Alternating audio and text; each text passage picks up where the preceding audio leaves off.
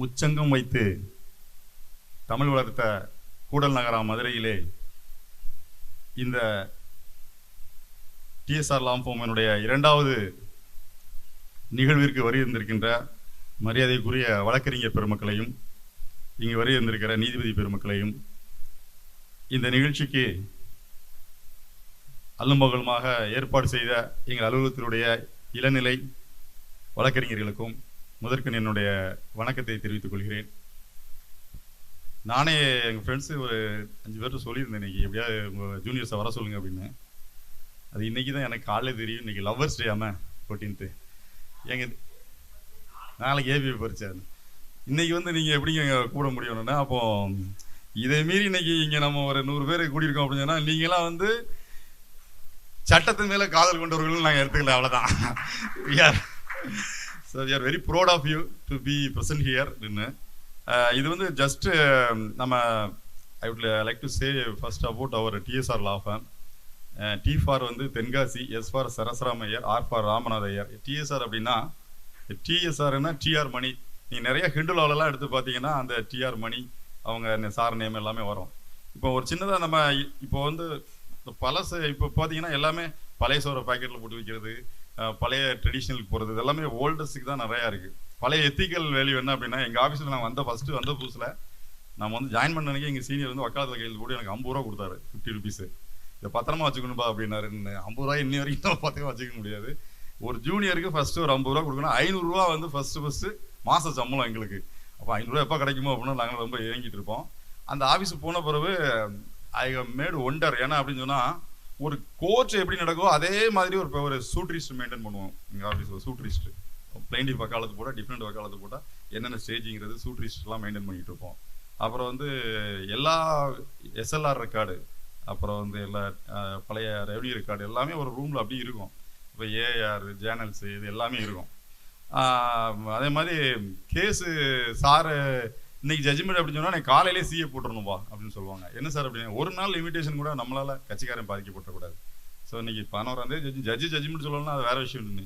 10ஆம் தேதி காலையிலே நீங்கள் சிஏ போட்டுறணும் அப்படின்னு சார் சொல்லுவாங்க. நாங்கள் அதனால் 10ஆம் தேதி காலையிலே நாங்கள் வரகாலத்தில் கொண்டு சிஏ போட்டுருவோம். அந்த லிமிடேஷன் ஒரு நாளாக நம்ம கிளைண்ட் வந்து சஃபர் ஆகக்கூடாது அப்படின்னு சொல்லுவாப்புல. ஸோ இதை சொல்லிட்டு போனால் எங்கள் ஆஃபீஸை பற்றி நிறையா சொல்லலாம். ஆனால் TSR law firm is exclusive only they dealt with civil cases தான். கிரிமினல் வந்து எங்களுக்கு ஒரு புது ஏரியா, நாங்கள்லாம் போனதே கிடையாது. கிரிமினல் கோர்ட் பக்கம் நாங்கள் போனதும் கிடையாது, வந்ததும் கிடையாது. ஸோ அதை நம்ம கற்றுக்கணும் அப்படின்னு நான் ஃபஸ்ட்டு பிஎன்எஸ்எஸில் நம்ம டுக் மச் எஃபர்ட்டு. நல்லா இருந்தது லார்ட்ஷிப் எல்லாம். இப்போ ஷார்ட் ஸ்பேன் ஆஃப் டைமில் நம்ம இதை அரேஞ்ச் பண்ணோம். என்னோட சின்ன my little request to all the august gathering ஹியர்னு. ஃபஸ்ட்டு நான் எனக்கு சிவில் சைட் ப்ராக்டிஸ் தான், போனதே கிடையாது. நான் என்னோடய கிரிமினல் கேஸ் வந்தால் ஒரு ஃப்ரெண்டுகிட்ட ஒருத்தர் கொடுப்பேன். அப்போ அவர் சொன்னார், தம்பி நான் பெயில் பேசணும்ப்பா, பெயில் பயங்கரமாக பேசணும், அதனால் இது 2000 ரூபா வாங்கி கொடுத்துரு அப்படின்னு சொன்னார். ஒரு கிரிமினல் கேஸில் பேசணும்னு சொன்னார். நிறையா படிப்பார், நிறையா படித்து நல்லா பேசுவார் போல் அப்படின்னு சொல்லிட்டு வாங்கி கொடுத்துட்டேன். அப்பா பயங்கரமாக பேசி ஆர்டர் வாங்கியாச்சுப்பா, பெயில் பேசிட்டேன்ப்பா, பெயில் ஆர்டர் போட்டார்ப்பா, நீ சூரிட்டியை கொண்டு வந்துருப்பா அப்படின்ட்டாப்ல. இன்னொரு பெயில் கொடுத்தேன், பெயில் பேசணும். அந்த டைம் தச்சையில் நான் கேஸுக்கு போனவன் பேசணுக்கார், என்ன தான் பெயில் பேசுகிறாரு இவரை பாப்போம் அப்படின்ட்டு ஜேஎம் கோர்ட்டில் bail application Tenkasi police crime number 7/18 advocate சோன் கூப்பிட்டோன்னே, ஐயா 4 நாளாக இருக்கான் ஐயா, கொஞ்சம் பார்த்து செய்யுங்க அப்படின்னாப்புல. நான் இருக்கிறது அவர் கவனிக்கவே இல்லை. ஆனாலா இன்பேஷண்டா டிஸ்சார்ஜர்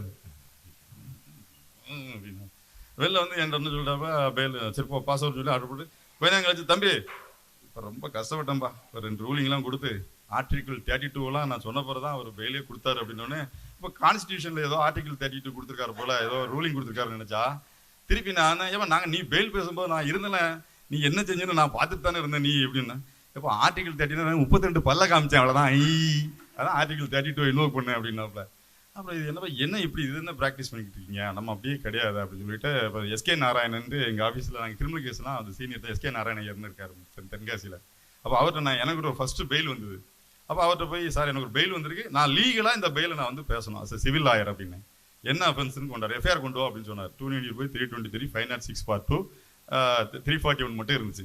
அப்போ அவர் எனக்கு சொல்லி கொடுத்தாரு. First 290 323 341 are bailable offence, 506 part 2 alone non bailable offence, injury discharge, there is no ஓவர்டேக்னு ஒரு சில ஃபார்மெட்டை சொல்லி கொடுத்தாரு. ஒரு பத்மநாபன் ஒரு மேஜிஸ்ட்ரேட்டை போய் வந்து பெயில் மூவ் பண்ணும்போது நான் பேசினேன். அவர் அந்த மேஸ்டர் என்கிட்ட சொன்னது, இப்போதான் சார் நான் ஒரு ஆர்குமெண்ட்டை கேட்ட மாதிரியே எனக்கு இருக்கு. ஐயா பார்த்துங்க, அரிசி வாங்கணும், இது வாங்கணும், பருப்பு வாங்கணும், தீபாவளி வந்துட்டு பொங்கல் வந்துட்டு இருந்தா எல்லாம் பேசிருக்காங்க. ஃபர்ஸ்ட் இப்போ தான் ஹியரிங் ஒரு பெயில் அப்ளிகேஷன்னாரு. அப்போ எனக்கு ரொம்ப சந்தோஷமா இருந்தது. ஸோ அதனால தான் இந்த ஆப்ஜெக்ட் ஆஃப் தி ப்ரோக்ராம் வந்து இதுதான். இப்போ சந்துரு சார் வந்து is eminent resource person, national judicial academy 17 ஸ்டேட்டுக்கு அவர் வந்து judicial academy such a wonderful person we hear. ஏன்னா வந்து அவருக்கு ஒரு என்சைக்ளோபீடியா, ஒரு எல்லா ஆக்ட்லையும் உங்கள் டவுட்ஸ் எல்லாம் நீங்கள் வந்து எழுதி வச்சுக்கிங்க. எழுதி வச்சுட்டு நம்ம வந்து ஒரு லாஸ்ட்டில் ஒரு 10 to 20 minutes will for interaction with சார்லாம் நமக்கு கிடைச்சது ஒரு பெரிய. நீ சாயந்தரம் சாருக்கு ஒரு ப்ரோக்ராம் இருக்குது. அடுத்த நாளை கழிச்சு அடுத்த வாரம் ஜஸ்டிஸ் PN பிரகாஷும் சாரும் இந்தியா ஃபுல்லாக இருக்கிற வந்து பிபிஎஸ்க்கு வந்து ஒரு ட்ரைனிங் ப்ரோக்ராமுக்கு வந்து அட்டன் பண்ணுறாங்க. டெல்லியில் போய் கிட்டத்தட்ட ஒரு 500-1000 ஏபிபிஸ் வந்து அட்டன் பண்ணுறாங்க. அவங்களுக்கு கிளாஸ் எடுக்க போகிறாங்க. அவர் வந்து ஒரு எமினன்ட் ரிசோர்ஸ் பர்சனு. கிரிமினலால் சார மாதிரி எக்ஸ்பர்ட் யாருமே கிடையாது. நாங்கள் தி ஜட்ஜஸ் ஜுடிஷியல் அகாடமிக்கு எங்களுக்கு கிஃப்ட் அவருக்கு. இங்கே தமிழ்நாட்டில் இருக்கிற ஒரு 950 நீதிபதி இருக்காங்கன்னா அவர் தெரியாத ரிசோர்ஸ் சாரை தெரியாத ஆளே இருக்கக்கூடாது. ஸோ இது ரொம்ப we took much pain we arrange this function. இந்த நிகழ்ச்சி வந்து academy is place for learning. Academy is a Latin word. அந்த அகாடமிக்குடைய அதோடைய கான்செப்ட் என்ன, academy is a place for learning. So it is a place for learning. இங்கே வந்திருக்க எல்லாமே லேர்ன் பண்ணுற குரூப் மாதிரி தெரியுது. ஏர்ன் பண்ணுறவங்களாம் ஆஃபீஸில் உட்காந்துருக்காங்க எனக்கு தெரியும். So it's learning profession. The learning profession will improve as knowledge as well as our reputation in the. ஏன்னா நான் திருப்பி எங்கள் சீனியர் சொல்லலாம், அந்த உலகத்தில் 5 பேருக்கு தான் அதிகமான இடத்துல உலகத்தில் புகைப்படமும் ஃபோட்டோவும் இருக்குது. 5 பேருக்கு. அந்த 5 பேர் யார் அப்படின்னா, அந்த 5 பேரும் பெரிய கோடீஸ்வரனும் கிடையாது, மில்லியனரும் கிடையாது. இந்த 5 பேரும் எளிமையான ஆட்கள். தங்களுடைய தூய எண்ணத்தாலும் சேவையாலும் அவங்களுக்கு உலகம் பூரா அந்த 5 பேருடைய ஃபோட்டோ இருக்குது. அதோட ஃபர்ஸ்ட் யாருன்னா அன்னை தெரசா, மதர் தெரசாவுடைய ஃபோட்டோ, சுவாமி விவேகானந்தருடைய ஃபோட்டோ, ஆப்ரஹாம் லிங்கனுடைய ஃபோட்டோ, நெல்சன் மண்டேலாவோட ஃபோட்டோ, பாரதியார் ஃபோட்டோ. இவங்க ஃபோட்டோ தான் இன்னைக்கு உலகம் பூரா இருக்குது. இவங்கெல்லாம் பெரிய கோடீஸ்வரங்கள் கிடையாது, மில்லியனரும் கிடையாது. இவங்க பெரிய சம்பாத்தியெல்லாம் ஒன்றும் பண்ணலை. ஆனால் இன்னொரு 200 இந்த பூமி இப்போ வந்து இந்த பூமி எவ்வளோ நாள் இருக்குமோ, யாதும் முறை யாதங்கள் நீதரன் போய் நில அகற்றாதுன்னு சொன்ன மாதிரி இந்த உலகம் எவ்வளோ நாள் இருக்குமோ அவ்வளோ நாளும் இந்த 5 பேருடைய பேர் நிலைச்சு நிற்கும். So they earned a good will. So இங்கே வந்திருக்க எல்லாருமே not for coming to earn by the profession. We earn a good will in the society. We have to serve the society. We have to do something for the society. அப்படி இருக்கிறவங்க தான் உங்களை எல்லாருடைய ஃபேஸை நான் பார்க்குறேன். So we hardly welcome on the bottom of TSR Law Forum. Welcome to this program. So now it's time to hand over the program to Mr. Chandru sir. He is an eminent resource person.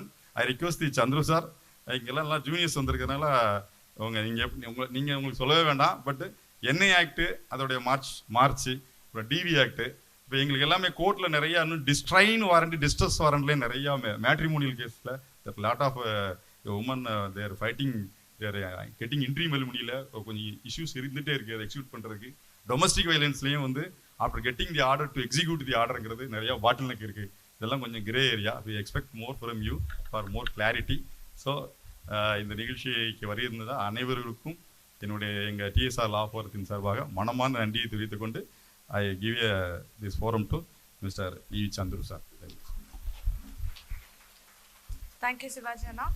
Now I call upon Senior Advocate TSR Venkatramana to offer felicitation to Mr. E.V. Chandru.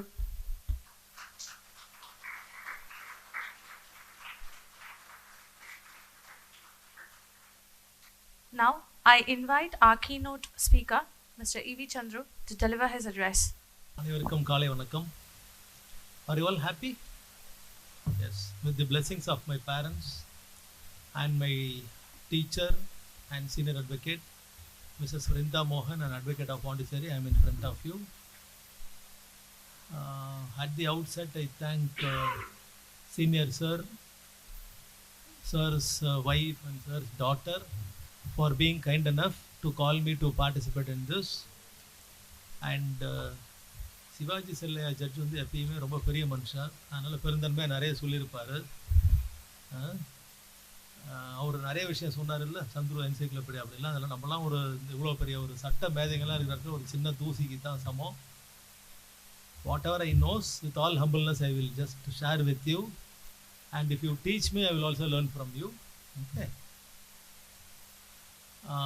எனக்கு இறைவனோட பிரார்த்தனை என்னென்னா, sir மேடம்லாம் இன்னும் பல்லாண்டு நல்லா ஹெல்த்தியாக இருந்து இதை மாதிரி நிறைய பேரை வழி நடத்தணும். இது ஒரு பெரிய விஷயம். இந்த மனசு எல்லாருக்கும் வராது. நான் 97 அட்வொகேட் ஆனேன். நான் இப்படிலாம் பண்ணுறவங்களே இன்னைக்கு வரைக்கும் 30 வருஷமாக நான் பார்க்கவே இல்லை. நான் சுனில் ஜட்ஜிக்கிட்ட கூட சொன்னேன், யார் இப்படிலாம் எடுத்து ஒரு வக்கீலை கூப்பிட்டு நடத்துவாங்க, இப்படிலாம் நடத்துறதுக்குலாம் யாரும் ஆளே இல்லை. அதனால் நம்மளோட கான்ட்ரிபியூஷன் இதுக்கு கட்டாயமாக பண்ணணும் சுனில். இந்த காலையில் I was talking with Sunil when we had the breakfast. So luckily there is a hair to continue, and let God give her the strength also to shine in the profession and to endure here in India. My blessings to you also ma. Okay, சரி, இன்னைக்கு நம்ம என்ன பண்ணலாம், இங்கே எல்லாருக்கும் தமிழ் இல்லை, you are all conversant in both languages, isn't it? Yes, நம்ம கொஞ்சம் தமிழும் வச்சுப்போம், இங்கிலீஷ்லேயும் சொல்லலாம். ஓகே, சரி, இங்கே ஸ்டூடெண்ட்ஸ் எத்தனை பேர் இருக்கீங்க? Okay, others are advocates, isn't it? Yes.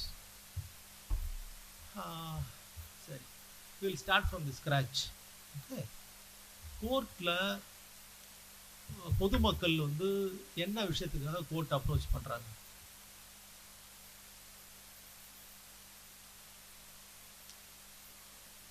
நீதி பிரச்சனைக்கு, அவங்களுக்கு ஒரு ரிலீஃபுக்கு அப்படி போறாங்க. சரியா? சரி, சுனில் என்ன பண்றாரு, என்ன ஒரு கத்தி எடுத்து இங்க குத்துறாரு. இது எங்க நடக்குது? ஒரு வாழை தோட்டத்தில் நடக்குது. என்னையும் சுனிலையும் தவிர அங்கே யாருமே இல்லை. ஜட்ஜி மந்திரவாதியா இல்லை ஏதாவது மயிலாம் தடவி பார்ப்பாராங்க என்ன நடந்துச்சுன்னு பார்க்க முடியுமா? சரி, சுனில் என்ன பண்ண போறாரு? கத்தியால் குத்துப்பாரா? நான் புனிதமான ஆள், குத்தவே இல்லை. நான் என்ன பண்ணுவேன், ஒரு இடத்துல இல்லைங்க, நான் 100 இடத்துல குத்தினாருங்க, ஒரு இடத்துல இருந்தால் ரத்தம் வந்தது, பாக்கியெல்லாம் நானே தப்பிச்சு என்னமோ வந்துட்டேன். You understand? So in the court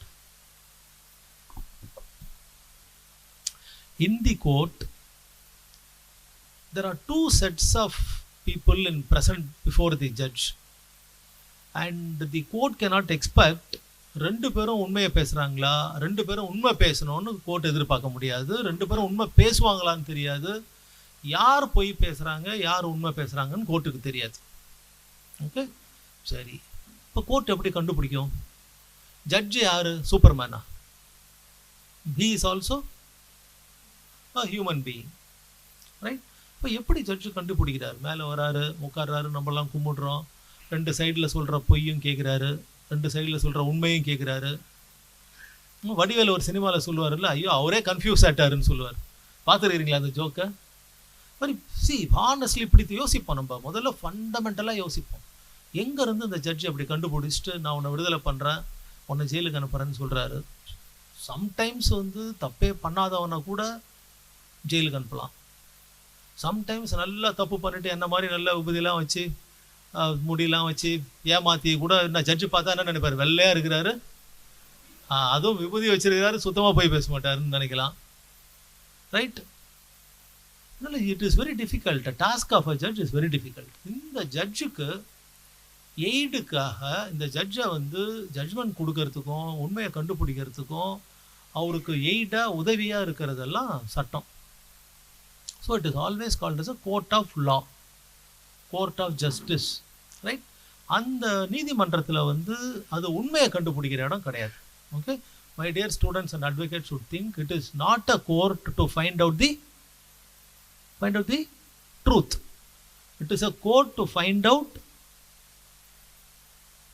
justice, to give justice. Justice is based on evidence. Okay, evidence is based on oral testimony and documentary evidence. இப்போ நீதிமன்றத்தில் வர ஒன்றுமே இல்லை. ஒருத்தன் வந்து என்னமோ சொல்கிறான், பேப்பர்ஸ்லாம் கொடுக்குறான், இவன் சொல்கிறது உண்மையை மாதிரி தோணுதான்னு இவர் அனுமானிக்கிறார் சட்டத்தின் அடிப்படையில். It is only based on presumptions and not assumptions. Okay, what is the difference between assumption? Assume பண்ணுறது நம்மளே எந்த பேசிஸும் இல்லாமல். இப்போ நான் உள்ளே வந்தேன், சீனியர் என்னை கூப்பிட்டுட்டு வந்தார், என்ன நினைக்கிறீங்க நீங்கள்? ஓ ஏதோ பூஜை பண்ணுறதுக்கு ஒருத்தர் வந்திருக்காரு போல இருக்குது, சோப்பு சட்டையெல்லாம் போட்டிருக்காருன்னு. இது அசம்ஷன். கிளாஸ் முடிஞ்சு நம்ம போகிற போது பரவாயில்ல சட்டம்லாம் பேசினார், I presume that is an advocate. This is based on certain foundational facts. பரவாயில்ல ஜட்ஜ் இன்ட்ரடியூஸ் பண்ணார், இவருக்கு என்னமோ லாலாம் தெரிஞ்சிருக்குது கொஞ்சம். அதே மாதிரி நீதிமன்றத்தில் டிரைவ் பண்ணுறது வந்து they presume at something based on facts. Okay, ஃபேக்ட்னா என்னன்னு யோசிக்கணும். நீதிமன்றத்தில் நீதிபதி அவரை பாக்ஸ்குள்ளே வர சொல்கிறாரு. சாப்பிட்டு வந்தீங்களா? நான் இப்போ காலையில் கேட்டேன்ல, ஆர் யூ ஆல் ஹாப்பி? இப்போ ஜட்ஜே சாட்சி கிட்ட கேட்குறாரு, என்ன நல்லா இருக்கீங்களான்னு கேட்குறாரு. இதுக்கும் கேஸுக்கு ஏதாவது சம்மந்தம் இருக்குமா? இருக்காது. சாப்பிட்டு வந்தீங்களான்னு கேட்குறாரு. நல்ல ஜட்ஜின்னு வச்சுப்போம். இப்போ நம்ம சிவாஜி செல்லையா மாதிரி ஒரு ஈவு இறக்கம் உள்ள ஜட்ஜின்னு வச்சுப்போம். சாப்பிட்டு வந்தீங்களான்னு கேட்குறாரு. இல்லை, இப்போ என்ன மாதிரி சப்பையாக ஒருத்தர் வர்றாரு, என்ன உடம்பு சரியில்லைன்னு கேட்குறாரு. இந்த கேட்ட கேள்விகளுக்கும் தீர்க்கப்பட வேண்டிய பிரச்சனை இருக்குல்ல, அதுக்கும் சம்மந்தம் இல்லை. அந்த சாட்சி கூண்டில் சத்திய பிரமாணம் எடுத்துட்டு எந்த கேஸுக்காக அவர் வந்திருக்கிறாரோ அது சம்பந்தமாக அவர் பேசுகிற விஷயங்களுக்கு பேர் fact. You understand my dear? For example இப்போ சந்துரு இருக்கிறார். ஓகே, என் வீட்டுக்காரம்மா பேர் சந்திரிகா. இது கற்பனை தான். எனக்கு கல்யாணம்லாம் ஆகலை, நிம்மதியாக இருக்கிறேன் நான். எத்தனை பேர் கல்யாணம் ஆகலை இங்கே? நானும் உங்கள் கூட என்னையும் சேர்த்துக்குவாங்க. நம்மளாம் நல்லா தூங்குறோம்ல. சரி, இந்த சைடில் பாருங்க, கை தூக்காதவங்களாம் தூங்க மாட்டாங்க ஒழுங்காக. இப்போ சந்துரு வந்து நீதிமன்றத்தில் ஒரு வழக்கு போடுறாரு. சாரி, சந்திரிகா வழக்கு போடுறாங்க. என்ன போடுறாங்க? ஒரு ஜனவரி மாதம் 2026 1/1/2026 சந்துருவை கல்யாணம் பண்ணிக்கிட்டேன். என்னம்மா கல்யாணத்துக்கு ஏன் கூப்பிடலன்னு கேட்குறீங்களா? சரி, 1/1/2026 அன்னைக்கு சந்துருவுக்கும் சந்திரிகாவுக்கும் கல்யாணம் நடந்துச்சு. ஓகே, 4ஆம் தேதி 4/1/2026 சந்திரிகா கோர்ட்டுக்கு வராங்க. எதுக்கு வராங்க? ஃபேமிலி கோர்ட்டுக்கு, டைவர்ஸுக்கு வராங்க. என்ன சொல்கிறாங்க? 1ஆம் தேதி 2ஆம் தேதி 3ஆம் தேதி 4ஆம் தேதி வரைக்கும் வெறும் லா தாங்க பேசிட்டு இருக்கிறாரு. இருந்தாலும் வேற லவ் சம்மந்தமாக பேசவே இல்லை. ஓகே, இப்போ கோர்ட்டில் இந்த அம்மா டைவர்ஸ் போடுறாங்க பேஸ்ட் ஆன் குரூவல்ட்டி. என்ன குரூவல்ட்டி? சட்டம் பேசியே சாவடிக்கிறான், 24 மணி நேரமும் பிரச்சனையாக இருக்குன்னு. இப்போ கோர்ட்டில் தீர்க்கப்பட வேண்டிய விஷயம் என்னென்னா, what is the fact to be determined, what is the fact in issue. தீர்க்கப்பட வேண்டிய விஷயம் இல்லை எழுவினா நீதிமன்றத்தில் என்னன்னா, சந்துரு சந்திரிகாவை அவ்வளோதான். இது சம்பந்தமாக 2 பேரும் நீதிமன்றத்தில் பேசுகிறாங்க இல்லையா, பாக்ஸில் ஏறி சொல்கிறாங்க இல்லையா, இதுக்கு பேர் தான் oral evidence. You understand my dear? என்ன பிரச்சனைக்கு நீதிமன்றத்துக்கு 2 பேரும் வந்திருக்கிறாங்களோ அவங்களும் அவங்களோட சாட்சிகளும் அது சம்பந்தமாக நீதிபதி கிட்ட பேசுகிறோம். நம்ம நிறைய நேரம் சம்மந்தமாக பேச மாட்டோம். வக்கீல் கேட்குற கேள்வி அது சம்மந்தமாக இருக்காது. 2 டைப் ஆஃப் வக்கீல் இருக்காங்க. ஒரு வக்கீல் கேஸுக்காக கேஸ் நடத்துவார். இன்னொரு வக்கீல் எதிர்பார்ட்டியை திட்டுறது, ஜட்ஜை திட்டுறது, இதெல்லாம் தான் தோற்று போகிற வக்கீல் இப்படிலாம் செய்வார். ஏன்னா பார்ட்டி என்ன நினைப்பார், நம்மளுக்காக நம்ம வக்கீல் என்ன பண்ணார், எதிர்பார்ட்டி வக்கீலையும் திட்டினாரு, ஜட்ஜையும் திட்டினாரு, ஒரு கேஸே இருக்காது, கட்டையே படிச்சிருக்க மாட்டார். படிக்காமல் எதிர்பார்ட்டி வக்கீல் சொல்லுவார், நல்லா போய் படிச்சுட்டு வாயான்னு. See, all this are cheap tactics. நம்மளுக்கு என்ன கேஸோ அந்த கேஸை ஜட்ஜிக்கிட்ட பேசணும். ஜட்ஜ் அது சம்பந்தமாக தீர்ப்பு கொடுக்கறதுக்கான எல்லா விஷயத்தையும் நம்ம முயற்சி பண்ணணும். ஓகே, ஸோ கோர்ட்டில் டெலிவர் பண்ணுறது it is only justice based on evidence. It is not a truth finding court. அதனால் நிறைய நேரம் உண்மையே கூட தோற்று போயிடும். உண்மை வேறு, நியாயம் வேறு. புரியுதா பிள்ளைங்களா? You understand this? ஒரு வக்கீல் முதல்ல இதை புரிஞ்சிக்கணும். நிறைய பார்ட்டி வந்து என்ன பண்ணுவாங்க, என்ன சார் நம்ம பக்கம் உண்மை இருந்து தோற்று போச்சுன்னு. என்ன இருந்திருக்காது? எவிடன்ஸ் இருந்திருக்காது. ஓகே, சரி. நீதிமன்றத்தில் இப்போ வாய்மொழியாக சொல்கிற விஷயமெல்லாம் ஓரல் டெஸ்டிமனி. ஓகே, இப்போ சுனில் என்ன இங்கே அடிக்கிறார், ஒரு அடி அடிக்கிறார். ஓகே, லோகா என்ன பண்ணுறாங்க, ஃபோன் பண்ணி கவனிங்க. இப்போ கிரிமினல் கேஸுக்கு வரும். சுனில் என்ன ஒரு அடி அடிக்கிறார். எங்கே அடிக்கிறாரு? கழுத்தாப்பட்டையில் அடிக்கிறார். லோகா எங்கள் அம்மாவுக்கு ஃபோன் பண்ணுறாங்க, எங்கே திருவல்லிக்கேணி சென்னைக்கு ஃபோன் பண்ணுறாங்க, சுனில் சந்துரு அடிச்சிட்டாருன்னு. எங்கள் அம்மா ஐ விட்னஸா? இயர் சேவா? இல்லை. இயர் சேவா, ஐ விட்னஸா? நான் 2த்துக்கும் இல்லைன்னு சொல்கிறேன், பேசாமல் இருக்கீங்களே.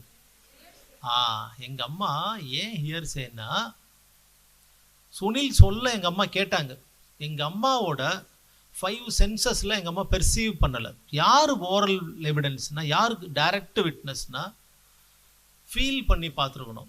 இப்போ இந்த இடத்துக்கு நம்ம ராத்திரி வரோம், ஒரே சத்தம் கேட்குது, உள்ளே வரோம், சத்தம் கேட்டோம்னா கதவை திறக்கிறோம், இருட்டாக இருக்குது, காலை கீழே வைக்கிறோம், காலில் ஏதோ பிசு பிசுன்னு ஒட்டுது.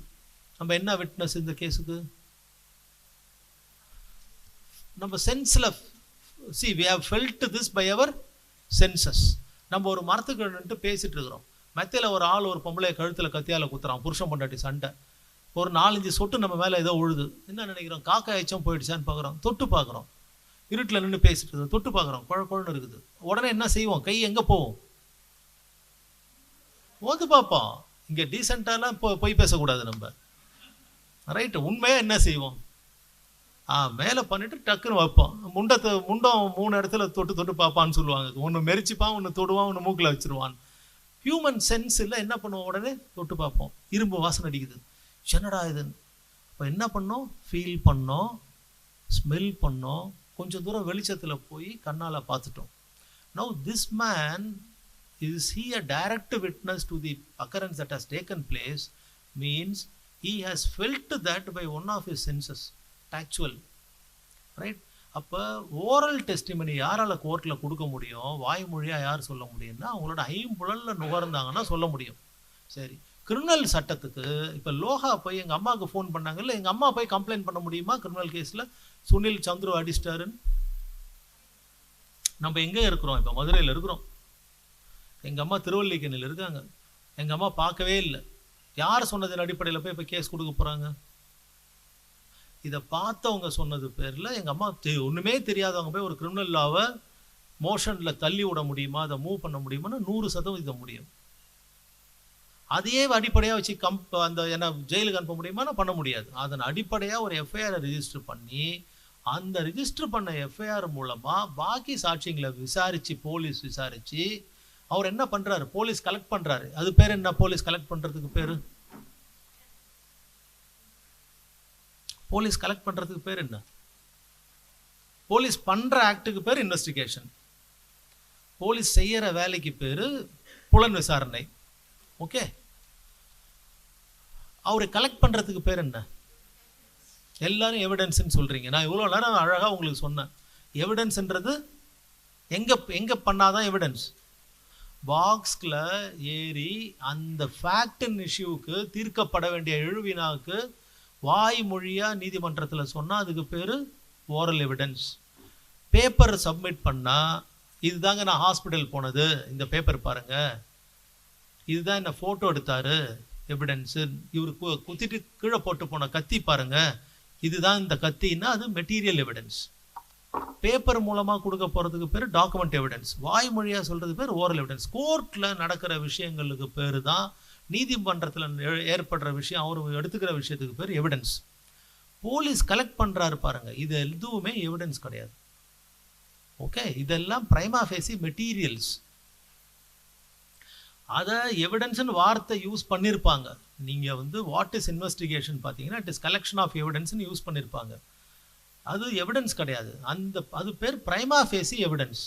அது எதுக்கு உதவும்னா போலீஸ்காரங்க எல்லா மெட்டீரியல்ஸையும் கலெக்ட் பண்ணி சார்ஜ் ஷீட்னு ஒன்று ஃபைல் பண்ணுவாங்க. அதுக்கு பேர் ஒன்று சார்ஜ் ஷீட், இல்லை final form, police report, challan. 4ம் ஒரே விஷயத்தை தான் குறிக்குது. Okay, police report, final form, charge sheet, or north இந்தியாவில் செல்லான்னு சொல்லுவாங்க, CHALLAN. இது விசாரணை முடிவோட ஒரு அறிக்கை. இது எதுக்கு புண்ணியப்படும், இந்த போலீஸ் கலெக்ட் பண்ண மெட்டீரியல் எதுக்கு புண்ணியப்படும்னா, நீதிபதி அதை பார்த்தாருன்னா இதில் இருக்கிறத பார்த்தா யாரோ ஒரு தப்பு அவன் சொன்ன மாதிரி பண்ணியிருக்கிறான், அவனுக்கு நான் சம்மன் கொடுக்கலாம் அப்படின்னு சம்மன் கொடுக்கறதுக்கு மட்டும்தான் அது புண்ணியப்படும். மற்றபடி போலீஸோட எஃப்ஐஆர்லேருந்து போலீஸ் போடுற சார்ஜ் ஷீட் வரைக்கும் இருக்கிற எந்த விஷயமோ ஒரு மனுஷனை நிரபராதினோ இல்லை குற்றம் சாட்டப்பட்டவன் முடிவு பண்ணுறதுக்கு உதவாது. அந்த கலெக்ட் பண்ணுற மெட்டீரியல்ஸே புண்ணியம் இல்லாத மெட்டீரியல்லாம் ஜட்ஜ் என்ன பண்ணுவார், டிஸ்சார்ஜ் பண்ணிடுவார். என்னால் இதுக்கு மேலே இதில் நவுறதுக்கு ஒன்றும் இல்லை, there is nothing to charge him, so I am discharging him சொல்லி டிஸ்சார்ஜ் பண்ணிடுவாங்க. ஓகே, புரிஞ்சிடுச்சா? சரி, இந்த சட்டம்லாம் நம்மளுக்கு என்ன பேசிஸ் அப்படின்னு பார்த்தா நம்ம இந்தியன் எவிடன்ஸ் ஆக்டில் ஒரு 3 வார்த்தை இருக்குதுப்பா. இப்போ நம்ம சொன்னது எல்லாம் ரைட். நான் எனக்கு ஒரு பிடிச்ச எக்ஸாம்பிள் அடிக்கடி சொல்லுவேன். நான் 2000 ஃபேமிலி கோர்ட்டில் எனக்கு ஒரு கேஸ் வந்தது. நான் 97 வக்கீலானேன். 2000 ஃபேமிலி கோர்ட்டில் ஒரு கேஸு. நான் இப்போ உங்களுக்கு சொல்ல வர்றது 3 வார்த்தையை பற்றி சொல்கிறேன். Proved, disproved, not proved. இந்த 3 வார்த்தை தான் மேஜிஸ்ட்ரேட் கோர்ட்லேருந்து சுப்ரீம் கோர்ட் வரைக்கும் இந்த 3 வார்த்தைக்கான முயற்சி தான் டெய்லி நடக்குது. ஓகே, ஜட்ஜும் அதுக்கு தான் முயற்சி பண்ணுறாரு, பார்ட்டியும் அதை தான் முயற்சி பண்ணுவாங்க. வக்கீலும் இதுக்கு தான் முயற்சி பண்ணுவாங்க. நான் போட்ட கேஸை நான் என்ன பண்ணணும்னு நினைப்பேன், ப்ரூவ் பண்ணணும்னு நினைப்பேன். அதில் ஜெயிச்சுட்டா அதுக்கு பேர் ப்ரூவ். நான் ப்ரூவ் பண்ணுறதுக்கு ரெடி பண்ணி வச்சிருக்கிற ஒரு பிரைமா ஃபேசி மெட்டீரியலில் எவிடன்ஸை அதர் சைடு என்ன பண்ணுறதுக்கு நினைப்பாங்க இப்பயும். இப்போது நான் ப்ரூவ் பண்ணணும்னு நினச்ச விஷயத்தை ப்ரூவ் பண்ணலைன்னா நாட் ப்ரூவ்டு. அவன் டிஸ்ப்ரூவ் பண்ணணும்னு நினச்ச விஷயத்தை டிஸ்ப்ரூவ் பண்ண முடியலன்னா அவனும் he has not proved is disproving. You understand my dear? சரி, ஒரு எக்ஸாம்பிள் சொல்கிறேன், ஈஸியாக புரிஞ்சிக்கணும். இப்போ நீங்கள் எதுக்கு இதெல்லாம் தான் ஃபவுண்டேஷன் கோர்ட்டில்.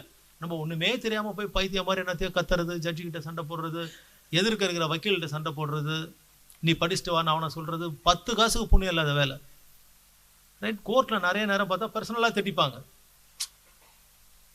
நீங்கள் நல்லா பாருங்கள், நீங்கள் இதெல்லாம் நம்ம வடிவேல் ஜோக்கே பார்க்கலாம். ரொம்ப கன்ஃபியூஸ் பண்ணுறாரு ஒரு ஆனரை ஒரு லாடுன்னு சொல்லுவான் பாருங்கள். இன்றைக்கி ரொம்ப ஜாம் ஆகுதுலாம். நீங்களும் போனீங்கன்னா நிறைய வக்கீல் திட்டுவாங்க. லக்கீலி ஹைகோர்ட்டில் அப்படி ப்ராக்டிஸ் இல்லை. மெட்ராஸ் ஹைகோர்ட்டிலலாம் யாரும் வக்கீல் திட்டிக்க மாட்டாங்க. ஒரு 99% அப்படி நடக்காது. எல்லாருமே ஜட்ஜஸ் தான் அட்ரஸ் பண்ணுவாங்க. இங்கே மப்சல் கோர்ட்லாம் நான்லாம் நல்லா திட்டு வாங்கியிருக்கிறேன். பாண்டிச்சேரி கோர்ட்டில் நான் திட்டும் வாங்கியிருக்கிறேன். நானும் பைத்திய மாதிரி திட்டியிருக்கிறேன் திருப்பி ஒரு 2-3 தடவை. இப்போ யோசித்து பார்த்தா வெக்கமாக இருக்குது. என்னடா இந்த வேலையெல்லாம் பார்த்துருக்கிறேன். Man see you are called as pleader. ப்ளீடிங்னா என்ன? Addressing the court with humbleness.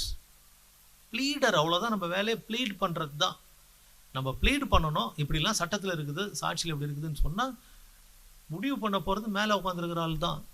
தைரியமாக கேஸ் நடத்தலாம். நான் இன்றைக்கி ஒரு 5-6 எக்ஸாம்பிள் சொல்கிறேன் உங்களுக்கு. எப்படி ஒரு கேஸு கீழ்கோர்ட்டில், நான் ஒரு 6 ஃபேமஸ் கேஸ்லாம் சொல்கிறேன். அது உங்களை தைரியப்படுத்துறதுக்காக. கீழ்கோர்ட்டில் ஒரு கேஸ் தோற்றுரும், இல்லை கீழ்கோர்ட்டில் ஒரு ஜட்ஜ்மெண்ட் இருக்கும், மேல் கோர்ட்டில் வேறு இருக்கும், சுப்ரீம் கோர்ட்டில் வேறு இருக்கும், 3 கோர்ட்டில் வேறு ஜட்ஜ்மெண்ட் இருக்கும். அதனால் நம்மளோட வழக்கை நம்ம நல்லா ஜம்முன்னு நடத்தி வைக்கணும். ஓகே, 3 வார்த்தை சொன்னேன் இல்லையா? Proved, disproved, not proved. ஒரு ஆள் எங்கள்கிட்ட வந்தான். எனக்கு 25 வயசு இருக்கும்போது அவனுக்கு ஒரு 30 வயசு இருக்கும். ரைட்? 30 இருக்காது, அவனுக்கு என் வயசே தான் இருக்கும். காலேஜில் அவனும் அந்த பொண்ணு லவ் பண்ணுறாங்க. நீ வேலண்டைன்ஸ் டேயில் நானும் ஏதாவது ஒரு லவ் ஸ்டோரி உங்களுக்கு சொல்லணும். ஜட்ஜு சொல்லும் போது சொன்னார், நீங்கள் எல்லாம் இந்த இன்னைக்கு லவ்வர்ஸ் டேயில் கூட இங்கே வந்துருக்கிறீங்க, லாவை லவ் பண்ணுறீங்கன்னு. நல்ல விஷயந்தான். ஆனால் இங்கே வந்துருக்குறாங்க நிறைய பேர் ஏதாவது லவ்வில் ஃபெயிலியர் ஆகி வந்துட்டிங்களா? அப்படி வாய்ப்பு இருக்கா? ஏன்னா நம்ம வக்கீல் இல்லை, என்ன எப்படி யோசிக்கணும்? இப்பயும் 2 சைட்லேயும் யோசிக்கணும். நான் வந்து பப்ளிக் ப்ராசிக்யூட்டராக இருக்கேன். இப்போ நேஷ்னல் இன்வெஸ்டிகேஷன் ஏஜென்சியோட பிபிஆர் இருக்கேன். ரைட்? அது ஆன்டி டெரரிஸ்ட் ஆர்கனைசேஷன். அது ஓகே, தீவிரவாதிகளுக்கு எதிர்ப்பாக கேஸ் நடத்துறது. நான் பல வருஷம் டிஃபென்ஸில் இருந்தேன். என்ன பொய் சொல்லணும்? போலீஸ் போடுற கேஸ் தப்பு, பொய்ன்னு சொல்லிட்டே இருக்கணும். திடீர்னு இப்போ என்ன சொல்ல வேண்டியதாக இருக்குது? நாங்கள் போலீஸ் போடுற கேஸ், நாங்கள்லாம் பிரம்மாலோகத்துலேருந்து வந்துருக்குறோங்க, புத்தரோட வாரிசு. நாங்களாம் என்ன பண்ண மாட்டோம். எங்களுக்கு பொய்யே என்னன்னு தெரியாது. நாங்கள் எப்படி வெள்ளையாக இருக்கிறோம் பாருங்கள், தலையெல்லாம் அழகாக சீவி இருக்கிறோம்னா நாங்கள் பொய்யே பேச மாட்டோம்னு பொய் பேசணும். வக்கீலோட வேலை வந்து இவன் சொல்கிறத பண்ணணும், இவன் சொல்கிறதையும் பண்ணணும். ஆனால் அதில் எதுலேயும் ஒட்டிக்கக்கூடாது. நம்மளுக்கு அதை பற்றி எந்த பாவமும் கிடையாது. I am just telling you. நம்ம அவனை ட்விஸ்ட் பண்ணி பொய்யெல்லாம் அவனை பண்ண வைக்கக்கூடாது. அவன் என்ன பொய்யோடு வந்தாலும் you should present his case such that there is no evidence in that. நம்ம ஒன்றும் அவன் குற்றம் பண்ணலன்னே சொல்லலை. ஓகே, சரி, 3 விஷயம் சொன்னோம் இல்லையா? ஒரு பையன் வந்தான் என்கிட்ட, கேஸுக்கு வந்தான். ஒரு பொண்ணு வழக்கு போட்டிருக்குது அவன் மேலே. என்ன வழக்கு போட்டிருக்குதுன்னா, என்னை ரொம்ப கொடுமைப்படுத்திட்டான், சாப்பாடே கொடுக்கறது இல்லை, நான் கல்யாணம் பண்ணும்போது பாருங்கள் ஜம்முன்னு அழகாக இருக்கிறேன் பாருங்கள், இப்போ எப்படி ஆகிட்டேன் பாருங்கள். இந்த பொண்ணு கிட்டத்தட்ட என்ன மாதிரி இருக்குது, சப்பையாக இருக்குது, ஒரு சுடிதார் மட்டும் தெரிகிற மாதிரி இருக்குது, அவ்வளோதான். நடந்து வந்துச்சுன்னா வரும், அப்படியே லூஸாக துணி வர மாதிரி தெரியுது. ஓகே, ஃபேமிலி கோர்ட் ஜட்ஜு காளிதாஸ்னு ஒருத்தர் இருந்தார். ரொம்ப very straightforward and strict, கோவப்படுவார். அப்படி பார்த்தாலே பயமாக இருக்கும் எனக்குலாம். கோர்ட்டுக்கு அவரை போய் பார்த்தாலே. ஈரோட்டுக்காரர் நினைக்கிறேன். ஈரோட்டில் கடைசியாக டிஜேவாக ரிட்டையர் ஆனார். Very nice, good human being. அதெல்லாம் கடவுள் மாதிரி ரொம்ப நேர்மையான மனுஷனுங்க. இந்த பொண்ணு வந்தது, இவனை பார்த்தாரு, இவனை மீசையை தட்டையிட்டு இவனை வந்து பார்த்ததே பார்த்தா நீலாம் மனுஷனாடான்ற மாதிரி இது. நான் அவன் பக்கத்தில் போய் நின்றுட்டுருக்கிறேன். இப்படி பார்த்தாரு. பார்த்துட்டு, இதில் என்ன இருக்குது நீங்கள் ஃபைல் பண்ண போகிறீங்க ரிட்டர்ன் ஸ்டேட்மெண்ட்டுன்னு. எனக்கு அதிலே பாதி கேஸ் விட்டுடுச்சு. இதில் என்ன இருக்குது நீங்கள் பதில் போட போகிறீங்க? பொண்ணை பாருங்கள். அந்த பொண்ணு ஒரு பெட்டிஷன் போடுறாங்க. என்னென்னா 13(1)(1)A குரூவல்ட்டி ஃபேமிலி கோர்ட் ஆக்டில். ஒன்றும் இல்லை, அழகாக இருந்துச்சு டிராஃப்ட். நானும் இவரும் ஒன்றா படித்தோம், 2 பேரும் காதலித்தோம். காதல் முடிஞ்ச பிறகு இது கோர்ஸ் முடிஞ்ச பிறகு திரும்பவும் காதல் தொடர்ந்துச்சு. 1 வருஷம் நாங்கள் 2 பேரும் காதலிச்சு, அது கல்யாணத்தில் போயிடுச்சு. இந்த படுபாவி வீட்டுக்கு போகும்போது எனக்கு இருந்தது 52 கிலோ, இப்போ 37 கிலோ. காலேஜில் படிக்கும்போது ஹெல்த் கார்டுன்னு ஒன்று கொடுப்பாங்க ப்ரௌன் கலரில், அது ஒரு டாக்குமெண்ட்டு, கல்யாண ஃபோட்டோ டாக்குமெண்ட்டு. இப்போ டாக்டர்கிட்ட போய் 52 கிலோ 37 கிலோ ஆயிடுச்சுன்னு அதுக்கு ஒரு டாக்குமெண்ட். இவ்வளோதான். இதுக்கு பேர், இதை ஜட்ஜி பார்த்தாரு இல்லையா, பார்த்த உடனே ஜட்ஜி சாட்டிஸ்ஃபை ஆனார் பாருங்க. அந்த பொண்ணு பாக்ஸுக்கு வரல, அந்த பொண்ணு அந்த டாக்குமெண்ட்டை அது வாய்மொழியாக சொல்லி அதை எவிடன்ஸாக மாற்றலை. பெட்டிஷன் இருக்குது, அது கூட ஒரு 4-5 டாக்குமெண்ட் இருக்குது. அந்த பொண்ணு நேராக நிற்குது. இல்லை, இந்த பொண்ணு பாக்ஸுக்கே வரல, எவிடன்ஸே சொல்லலை. அந்த ஆவணங்கள்லாம் என்னவா மாறல, டாக்குமெண்ட்ரி எவிடன்ஸாக மாறல. இப்போ ஜட்ஜ் ஒரு முடிவுக்கு வராரு பாருங்க. இதுக்கு பேர் பிரைமா ஃபேசி சாட்டிஸ்ஃபேக்ஷன். நீங்கள் போய் இன்ஜங்ஷனுக்கு பேசுகிறீங்க இல்லை, கோர்ட்டில் போய் இன்டர்வ் இன்ஜங்ஷன் கேட்குறீங்க பாருங்க, அதுக்கு என்னப்பா இடைக்கால உறுத்து கட்டளை, இன்டர்வ் இன்ஜங்ஷன் எதுவுமே இருக்காது. அந்த நீங்கள் டிராஃப்ட் பண்ணுற பிளெயிண்ட்டு கூட வைக்கிற டாக்குமெண்ட்ஸை பார்த்தா, ஓ இவருக்கு கேஸ் ஒரு மேல் எழுந்த வாரியா இவர் சொல்கிற மாதிரி ஒரு விஷயம் இருக்குது, இதுக்கு நம்ம உடனே இவர் கேட்குற ரிலீஃபை கொடுப்போம், மீதி பேரெல்லாம் வரட்டும்.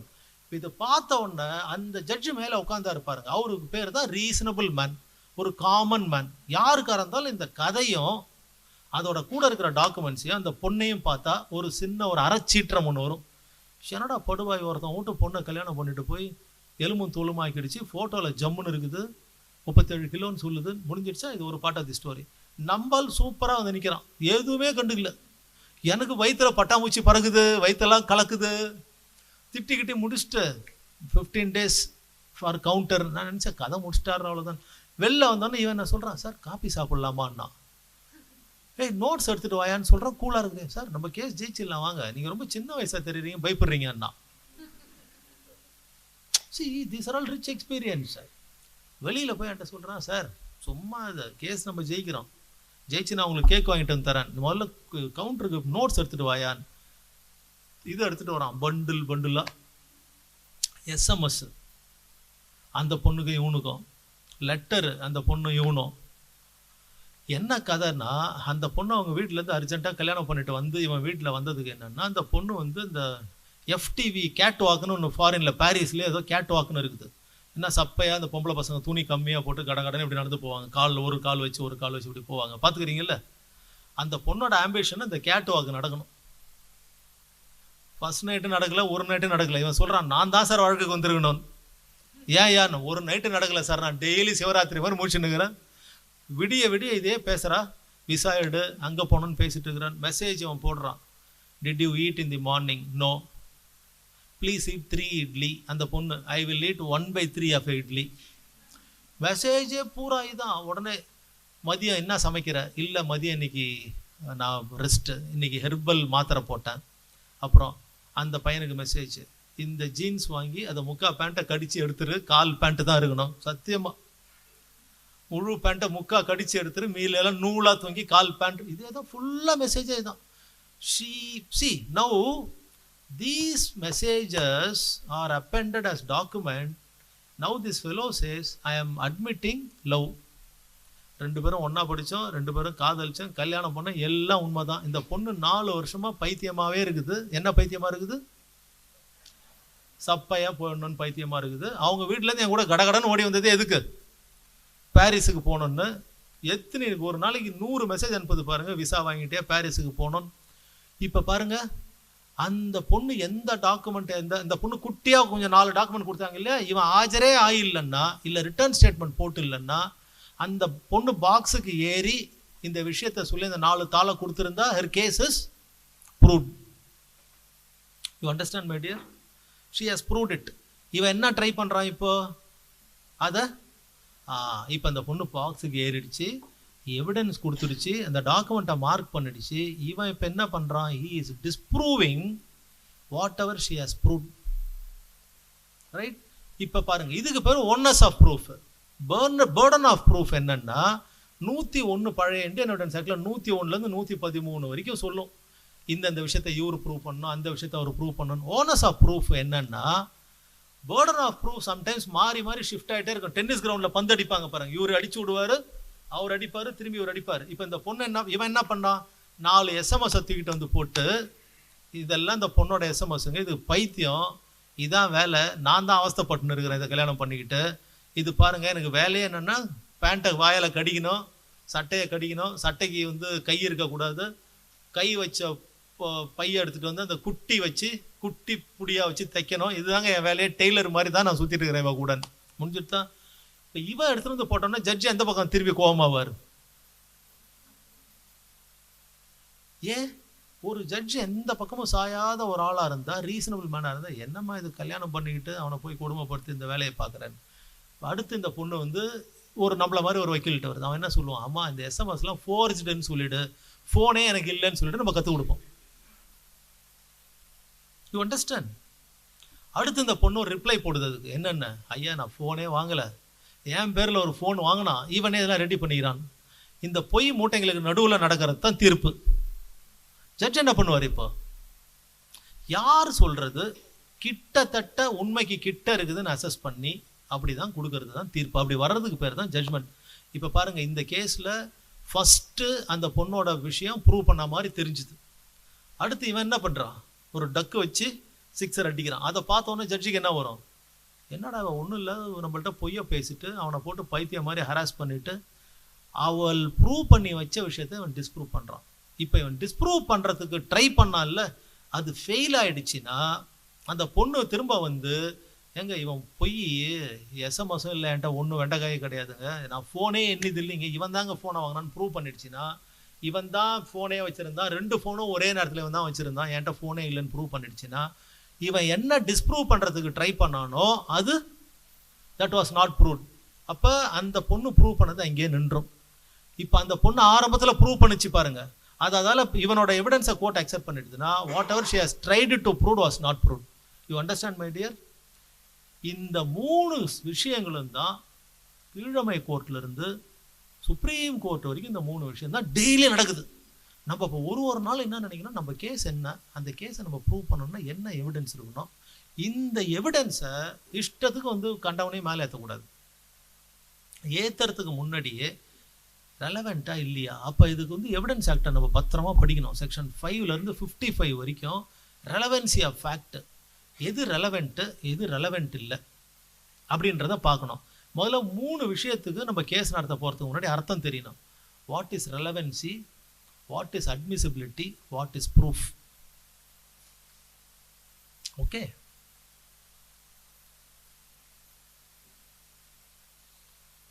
What is relevance, what is admissibility, what is proof. சரியா?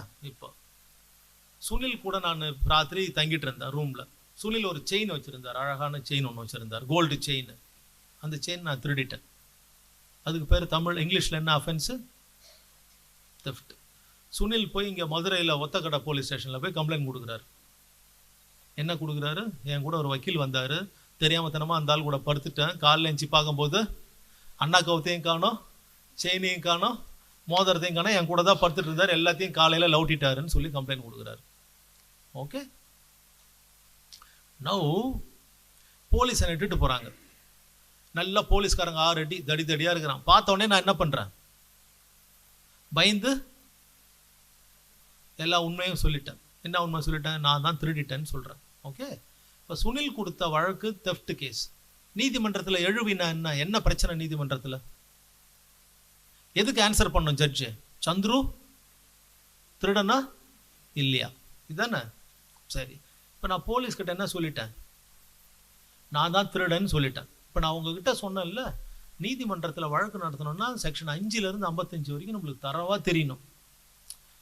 இப்போ 24, 25, 26 3 செக்ஷன் இருக்குது எவிடன்ஸ் ஆக்டில். இப்போ எதுக்காக பேசிட்டு இருக்கிறோம், 3 விஷயம் புரிஞ்சிக்கணும்னு சொன்னோம். What is admissibility, what is relevance, what is proof. இப்போ நான் திருடிட்டேன் போலீஸில் சொன்ன பாருங்க, அந்த விஷயத்தை ஒத்துக்கிட்டு கையெழுத்து போட்டேன். ஐயா நான் சந்துரு, என் டாக்டர் இளங்கோவனின் மகன் சந்துரு, என் கூட பிறந்தவங்க இத்தனை பேருன்னு கதையெல்லாம் திரைக்கதை வசனம்லாம் சொல்லி போட்டேன் இல்லையா? இப்போ போட்ட உடனே நான் தான் திருடினேன்னு சொன்னேன்ல, அதுக்கு பேர் என்ன? அட்மிஷன். கிரிமினல் ஒரு குற்றத்தை ஒத்துக்கிட்டா, ஒரு குற்றவாளி ஒரு குற்றம் சாட்டப்பட்ட ஒரு குற்றத்தை ஒத்துக்கிட்டா அதுக்கு பேர் கன்ஃபெஷன். யார் என்ன விஷயத்தை ஒத்துக்கிட்டாலும் அதுக்கு பேர் அட்மிஷன். குற்றம் சாட்டப்பட்டவர் குற்றத்தை ஒத்துக்கிட்டா அதுக்கு பேர் கன்ஃபெஷன், ஒப்புதல் வாக்குமூலம். ஓகே, சட்டம் 24, 25, 26 சொல்லுது. 25 ஸ்பெசிஃபிக்காக என்ன சொல்லுதுன்னா, போலீஸ்கிட்ட கொடுக்குற வாக்குமூலம், ஒப்புதல் வாக்குமூலம், குற்றத்தை ஏற்றுக்கிட்டு கொடுக்குற ஒப்புதல் வாக்குமூலம் சட்டப்படி ஏற்றுக்கப்படாது, அட்மிசிபிள் கிடையாது. நாங்கள் அதை உள்ளவே விடமாட்டோம், கோர்ட்டுக்குள்ளே அட்மிட்டே பண்ண மாட்டோம்னு சொல்லுது.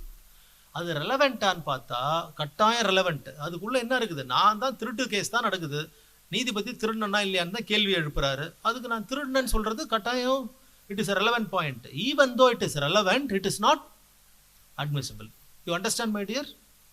சரி, அடுத்து லோகா என்ன பண்ணுறாங்க, சந்துரு சார் இன்னைக்கு நீங்கள் வந்து வீட்டுக்கு போகிற போது நான் என்னோட வீடு ஒன்று வச்சுருக்கிறேன் தென்காசியில், அதை உங்களுக்கு எழுதி கொடுக்குறேன்னு சொல்லிட்டு என் ட்ரெயினோட டிக்கெட் இருக்குல்ல சின்னது, அதுக்கு பின்னால் லோகா ஆகிய நான் என்னுடைய வீடை சந்துரு சாருக்கு எழுதி தரேன் இந்த தேதியிலன்னு கையெழுத்து போட்டு ஒரு பேப்பரில் தராங்க. நான் மெட்ராஸுக்கு போன பிறகு லோகாவுக்கு ஒரு நோட்டீஸ், என்ன எழுதி கொடுத்த வீட்டை எனக்கு தரமாட்டுறாங்க, கேஸ் போடுறேன். டாக்குமெண்ட் என்ன, அதுக்கு ட்ரெயின் டிக்கெட் பின்னால் எழுதுனது தாள், இதை வச்சு கேஸ் போட முடியுமா? இது ரெலவெண்ட்டா? கோர்ட்டுக்கு என்ன போய் கேட்குறேன், லோகாவோட வீடை லோகா எழுதி கொடுத்துருக்குறாங்க, அந்த வீட்டை எனக்கு கொடுங்கன்னு சொல்கிறேன். எழுவினா என்ன, லோகா சந்துருக்கு வீட்டை எழுதி கொடுத்தாங்களா எழுவினா, அதுக்கு சம்பந்தப்படுத்தி தானே அதில் உள்ள இருக்குது, அதுக்கு சம்பந்தம் இல்லாத விஷயத்தை நான் தரலையே. Is it relevant? Yes. Is it admissible? Why? சட்டம் என்ன சொல்லுது, 100 ரூபாய்க்கு மேலே இருக்கிற ஒரு அசையா பொருளை ஒருத்தருக்கு எழுதி கொடுக்கணும்னா ஸ்டாம்ப் பேப்பரில் அதை எழுதி ட்ரான்ஸ்ஃபர் ஆஃப் ப்ராப்பர்ட்டியும் ஸ்டாம்ப் ஆக்டு ரெஜிஸ்ட்ரேஷன் ஆக்ட் படி அதை ரெஜிஸ்டர் பண்ணி ரெஜிஸ்ட்ரார் முன்னிலையில் இந்த சம்பவம் நடந்திருக்கணும் அப்படின்னு சட்டம் எதிர்பார்க்குது. இல்லாத விஷயத்த அது அட்மிசிபிள் டாக்குமெண்ட்டானா இட் இஸ் நாட் அட்மிசிபிள். அப்போ ரெலவென்சின்னா நீதிமன்றத்தில் நடக்க போகிற விஷயத்துக்கு சம்பந்தமாக இருக்கிற ஆவணம், அது சம்பந்தமாக பேசுறது, இதெல்லாம் ரெலவெண்ட். அட்மிசிபிலிட்டினா சட்டம் எதெல்லாம் உள்ள அனுப்புறதுக்கு உள்ள எடுத்துக்கிறதுக்கு உதவுது, எதெல்லாம் உதவ மாட்டேங்குதுன்னு பார்க்கறதுக்கு பேர் அட்மிசிபிலிட்டி. ப்ரூஃப்னா இந்த அட்மிசிபிலிட்டி டெஸ்ட்டும் ரெலவெண்ட் டெஸ்ட்டும் பாஸ் ஆன பிறகு இது கரெக்டான ஆளு கரெக்டான விஷயமா என் முன்னால் அதை ப்ரூவ் பண்ணியிருக்கிறாரு நீதிபதி ஏற்றுக்கிட்டாருனா தான் அது உதவிக்கு வரும், இல்லைன்னா வரவே வராது. புரியுதா? இது 3 வேற. இது 3 எதை பற்றி நம்ம யோசிக்கணும்னா, நம்ம கேஸை ப்ரூவ் பண்ணுற இடத்துல இருக்கிறோமா, நம்ம கேஸை டிஸ்ப்ரூவ் பண்ணுற இடத்துல இருக்கிறோமா, நம்ம ப்ரூவோ டிஸ்ப்ரூவோ ஒழுங்காக பண்ணலாம், நாட் ப்ரூவ்டில் வந்துருமான்னு நம்ம யோசிச்சா தான், இது முதல்ல நம்மளுக்கு தெரிஞ்சால் தான் வழக்கு நடத்த முடியும். சிவில் கேஸாக இருந்தாலும் கிரிமினல் கேஸாக இருந்தாலும் நீதிமன்றத்தில் இஷ்யூஸ்னு ஒரு விஷயம் இருக்கும். சிவில் கேஸாக இருந்தால் இஷ்யூஸ் ஃப்ரேம் பண்ணுவாங்க. நம்ம எத்தனை பேர் சிஏ போட்டு இஷ்யூ எடுத்து முதல்ல பார்க்குறோன்னு எனக்கு தெரியல. நான்லாம் ஆஃபீஸ் போகும்போது பாருங்கள், இதெல்லாம் பழைய ஆஃபீஸில் நடந்திருக்கும் சத்தியமாக. எங்கள் சீனியர்லாம் பார்த்தா இஷ்யூஸ், ஆமாம் எங்கள் சீனியர்லாம் இஷ்யூ ஃப்ரேம் பண்ணால் நீ சிஏ முதல்ல பார்த்து எழுதிட்டு வர சொல்லுவாங்க. அன்னைக்கே கட்டை வாங்கி ஜட்ஜு கிறுக்குன்னு கிறுக்கி இருப்பார். பழைய காலத்துலாம் காக்கா மாதிரி எழுதுவாங்க, எதுவுமே புரியாது. சீனியர் அதை காப்பி அப்ளிகேஷன் போட்டு டிஃபெண்டரோட வக்காலத்தெல்லாம் நாங்கள் காப்பி அப்ளிகேஷன் போட்டு வாங்குவோம். கோர்ட்டில் என்ன பேப்பர் இருக்குதோ எங்கள் கட்டில் எல்லா பேப்பரும் இருக்கும், டிஃபெண்டரோட வக்காலத்து முதல் கொண்டு இருக்கும். அதெல்லாம் பழைய காலம், அதெல்லாம் நீங்களாம் இப்போ யார் செய்வீங்கலாம் எங்களுக்கு தெரியல. நாங்களாம் சீனியர் சொன்னால் கேட்போம், நல்ல பசங்க நாங்களாம். நாங்கள் சிவாஜி சிலையா சார்லாம் பழைய காலத்தால் நாங்களாம் நல்ல பிள்ளைங்க. நான் வித் ப்ரௌடாக கூட சொல்கிறேன். நான் இப்போ சொன்னேன்ல, எங்கள் சீனியர் மிஸ்ஸஸ் பிருந்தா மோகன் ஒரு மிஸ்டு கால் இருந்தால் எனக்கு இன்னும் வைத்த கலக்கும். நான் அவங்க ஆஃபீஸ்லேயே இல்லை, நான் 10 வருஷம் ஆகிடுச்சு ஹைகோர்ட்டுக்கு போயிட்டேன். எனக்கு அவங்களுக்கும் இப்போ ஒரு சம்மந்தமும் கிடையாது. ஒரு மிஸ்டு கால் இருந்தால் ஐயோ சீனியர் கூப்பிட்டாங்களேன்னு எப்படி போய் 97 ஆஃபீஸில் சேரும்போது பயம் இருந்துச்சோ, அதே பயம், அதே மரியாதை, அதே அன்பு இன்னைக்கு வரைக்கும் இருக்குது. அது குரு பக்தி. அது யாரும் ப்ரெஸ் பண்ணி வராது, அதுவாக வரணும், அது வந்தால் நல்லது நம்மளுக்கு. ஓகே சரி, இப்போ நம்ம 3 விஷயம் பார்த்தோம், ப்ரூவ்டு, டிஸ்ப்ரூவ்டு, நாட் ப்ரூவ்ட் பார்த்தோம். அதே மாதிரி அட்மிசிபிலிட்டி, ரெலவென்சி, ப்ரூஃப்.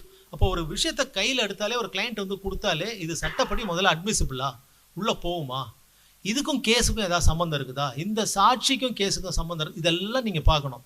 பார்த்தா தான் இந்த கேஸ் ஜெயிக்கும். இது என்ன விஷயத்துக்கு இந்த விஷயத்தை உள்ளே எடுத்துகிட்டு போகிறோம், இவனை உள்ளே எடுத்துகிட்டு போகிறோம். ஓகே இப்போ என்ன செய்கிறோம், அடுத்து சிவில் கேஸாக இருந்ததுன்னா பேர்டன் ஆஃப் ப்ரூஃப், நிரூபிக்கும் சுமை, இந்த விஷயம் நம்மளுக்கு தெரியணும். நம்ம கிளைண்ட் வந்து 1000 கட்டை கொடுப்பான், என்னமோ பேசுவான், ஜெயிக்க முடியுமா, ஜெயிக்கிற கேஸா இல்லையான்னு பார்க்கணும். ஓகே, ஜெயிக்கிற கேஸாக இருந்தால் நான் எந்த அளவு என் மேலே பேர்டன் ஆஃப் ப்ரூஃப் இருக்குது அப்படின்னு பார்க்கணும்.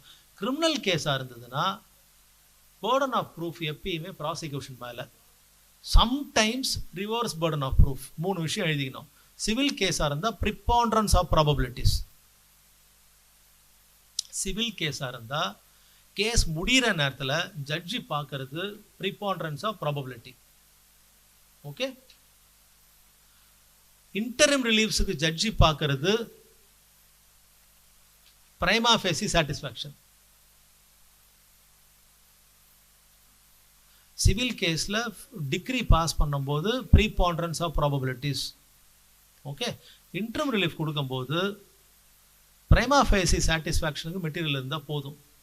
கிரிமினல் கேஸை பொறுத்த வரைக்கும் பேர்டன் ஆஃப் ப்ரூஃப், அதுக்கு பேர் benefit of doubt, reasonable doubt, proof beyond reasonable doubt.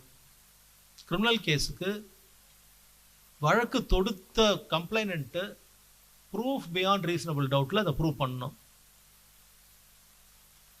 ஒரு சில வழக்குகளில்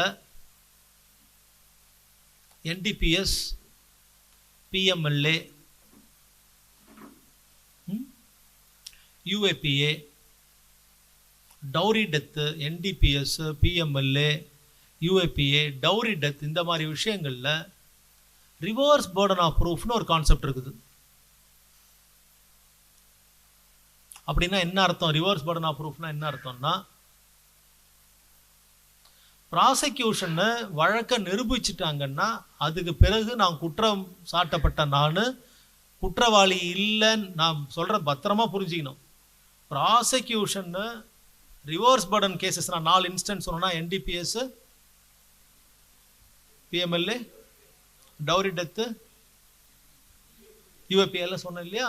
இதில் reverse burden of proof provision, இது போக்சோ 29 and 30, இது எல்லாத்துலேயும் ரிவர்ஸ் பேர்டன் ஆஃப் ப்ரூஃப்னு ஒன்று இருக்குது. அது என்னன்னு நான் சொல்கிறேன். அப்படி இருந்தாலும் கூட நிரூபிக்கும் சுமை யார் மேலே இருக்குதுன்னா, அந்த கேஸில் கூட, போக்சோ என்டிபிஎஸில் கூட ப்ராசிக்யூஷன் வழக்கு போட்ட போலீஸ் அந்த வழக்கை ஃபவுண்டேஷனல் ஃபேக்ட்ஸை நிரூபித்த பிறகு தான் அக்யூஸ்டுக்கு பேர்டன் ஷிஃப்ட் ஆகுமோ தவிர நேராக அக்யூஸ்ட் அந்த கேஸை டிஸ்ப்ரூவ் பண்ணணுமோ ப்ரூவ் பண்ணணும்னு அவசியமே கிடையாது. இது புரிஞ்சுக்கிட்டீங்களா? சரி, நான் உங்களுக்கு ஜட்ஜ்மெண்ட்ஸ்லாம் தரேன். யாராவது இன்ட்ரெஸ்டடாக இருந்தீங்கன்னா அதெல்லாம் டவுன்லோட் பண்ணி லவ் லெட்டர் படிக்கிற மாதிரி ரசித்து படிக்கணும். Okay, law has to be loud. வக்கீலாக கருப்பு கோட்டு போட்டோம். நேற்று ராத்திரி என்கிட்ட கோயிலில் ஜட்ஜு சிவாஜி செல்லியா ஒரு வார்த்தை சொன்னார். அறிவுக்கும் நேர்மைக்கும் என்றைக்கும் மதிப்பு இருக்குது. அந்த கல்வியிலே ஒழுக்கம் இருந்ததுன்னா அந்த கல்விக்கு இன்னும் பெருமை இருக்குதுன்னு. அதனால் நம்மளுக்கெல்லாம் வர வழியே கிடையாது. வக்கீல் வேலைக்கு வந்துட்டோம், அந்த வேலையை கல்யாணம் பண்ணிக்கிட்டோம். அதில் நம்ம அரைகுறையாக தெரிஞ்சோம்னா அரைகுறையாக தெரிய வேண்டியது தான். நான்லாம் சின்ன கவர்மெண்ட் காலேஜில் படித்தேன். சின்ன ஊர் பாண்டிச்சேரி, ஒரு 5 கிலோமீட்டர் தான். எங்கள் ஆஃபீஸ் சின்ன ஆஃபீஸ், எங்கள் சீனியர் தான் பெரியவங்க. சின்ன ஆஃபீஸு, சின்ன ஊர். நாங்களாமே கஷ்டத்தில், வெறும் நான்லாம் கஷ்டப்பட்டு தான். எனக்குலாம் ஒரு பேக்ரவுண்டும் கிடையாது. சரியா? ரெட் கலர் சட்டையை பார்த்து நீங்கள் ஸ்டேட் பாலிடிக்ஸோ சென்ட்ரல் பாலிடிக்ஸோ நினச்சிக்க போகிறீங்க. ஒரு வெண்டக்காய் பாலிடிக்ஸும் கிடையாது. எங்களுக்கு தெரிஞ்சதெல்லாம் கோர்ட்டு, எங்கள் சீனியர் ஆஃபீஸு, எங்கள் அப்பா அம்மா, இவ்வளோதான். Hard work. காலையில் கூட நான் சுனில்கிட்ட சொன்னேன், ராத்திரி எனக்கு 2 மணி வரைக்கும் படித்தா தான் தூக்கம் வரும். லாவை லவ் பண்ணணும். இல்லைன்னா நம்ம ஒன்றும் கேம்பிரிட்ஜ் கிடையாது, ஆக்ஸ்ஃபோர்ட் கிடையாது. நம்மெல்லாம் போய் நேஷ்னல் ஜுடிஷியல் அகாடமியில் போய் கிளாஸ் எடுக்கிறதுக்கு நம்ம சீனியரோட பிளெஸிங்ஸும் நம்ம ஹார்ட் ஒர்க்கும் தான். லா இஸ் ஜெலஸ் மிஸ்டர்ஸ் சார் சொன்ன மாதிரி லாவை லவ் பண்ணணும். ஓகே, சரி, நான் சொல்கிற ஜட்ஜ்மெண்ட்ஸ்லாம் ஃபவுண்டேஷனல் ஜட்ஜ்மெண்ட்ஸு. சுனில் டைப் பண்ணிவிடுவார், நீங்களும் எழுதிக்கோங்க. இப்போ நான் ஒரு விஷயம் சொன்னேன்ல உங்கள்கிட்ட, என்ன சொன்னேன்? ப்ரீபாண்டரன்ஸ் ஆஃப் ப்ராபபிலிட்டின்னு சொன்னேன். சிவில் கேஸை நிரூபிக்கணும்னா அதோட அளவை என்னன்னா ப்ரீபாண்டரன்ஸ் ஆஃப் ப்ராபபிலிட்டி. ஓகே, அதோட ஃபேமஸ் லா கேஸில் Charles R Cooper, Charles CHARLES, Charles R capital R Cooper COOPER versus FW Slate 1857 to 1859 judgment. அது 1857 to 59, 6 HLC 746, 6 HLC 746. ஓகே, இந்த ஒரு ஜட்ஜ்மெண்ட்டை சார்லஸ் ஆர் கூப்பர் கேஸை ஒழுங்காக படித்தா சிவில் வழக்குகளை நடத்துறத எப்படி அப்ரிஷியேட் பண்ணும் எவிடன்ஸை, ப்ரிபாண்டரன்ஸ் ஆஃப் ப்ராபபிலிட்டின்னா என்னன்னு ஃபவுண்டேஷனல் கேஸ் இதை படித்தா தான் நம்மளுக்கு என்னன்னு புரியும். ஓகே, அடுத்து கிரிமினல் கேஸுக்கு. கிரிமினல் கேஸ்னா என்னன்னு சொல்கிறோம்? ஜட்ஜி கடைசி பத்தியில் ஒன்று எழுதுறாரு. என்னன்னு எழுதுவார்? எந்த கேஸ் தோத்தாலும் ஜெயிச்சாலும் ஒரு வார்த்தை எழுதுவார். Prosecution has proved the case beyond all reasonable doubt. Prosecution has failed to prove the case beyond all reasonable டவுட்னு அந்த வார்த்தை நீங்கள் எங்கே தேர்னிங்கனாலும் இருக்காது. எவிடன்ஸ் ஆக்டில் தேர்னிங்கனாலும் இருக்காது, சிஆர்பிஸில் இருக்காது, எங்கேயும் இருக்காது. ஆனால் ஜட்ஜி எழுதிக்கிட்டே இருக்கிறார். நீங்கள் யாராவது ஒரு ஜட்ஜி கிட்ட கேளுங்க, எங்கே இருந்த அந்த வார்த்தையை பிடிச்சிங்க, எங்கேருந்து பிடிச்சாங்க? சட்டத்தில் எதுவுமே இல்லையே. அப்படி prosecution should prove the case beyond all reasonable டவுட்லாம் எங்கேயும் இருக்காது. பெனிஃபிட் ஆஃப் டவுட்னு ஒரு வார்த்தையும் இருக்காது எங்கேயும். எவிடன்ஸ் ஆக்ட்லேயும் இருக்காது, சிஆர்பிஸில் இருக்காது, எங்கேயும் இருக்காது. ஓகே, இந்த வார்த்தைகள்லாம் எங்கன்னு சொல்கிறதுக்கு முன்னாடி இந்த ரீசனபிள் டவுட்ன்ற கான்செப்டை எங்கேருந்து எடுத்தாங்கன்னா இந்த ஜட்ஜ்மெண்ட்லேருந்து தான் எடுத்தாங்க. Commonwealth versus John W Webster.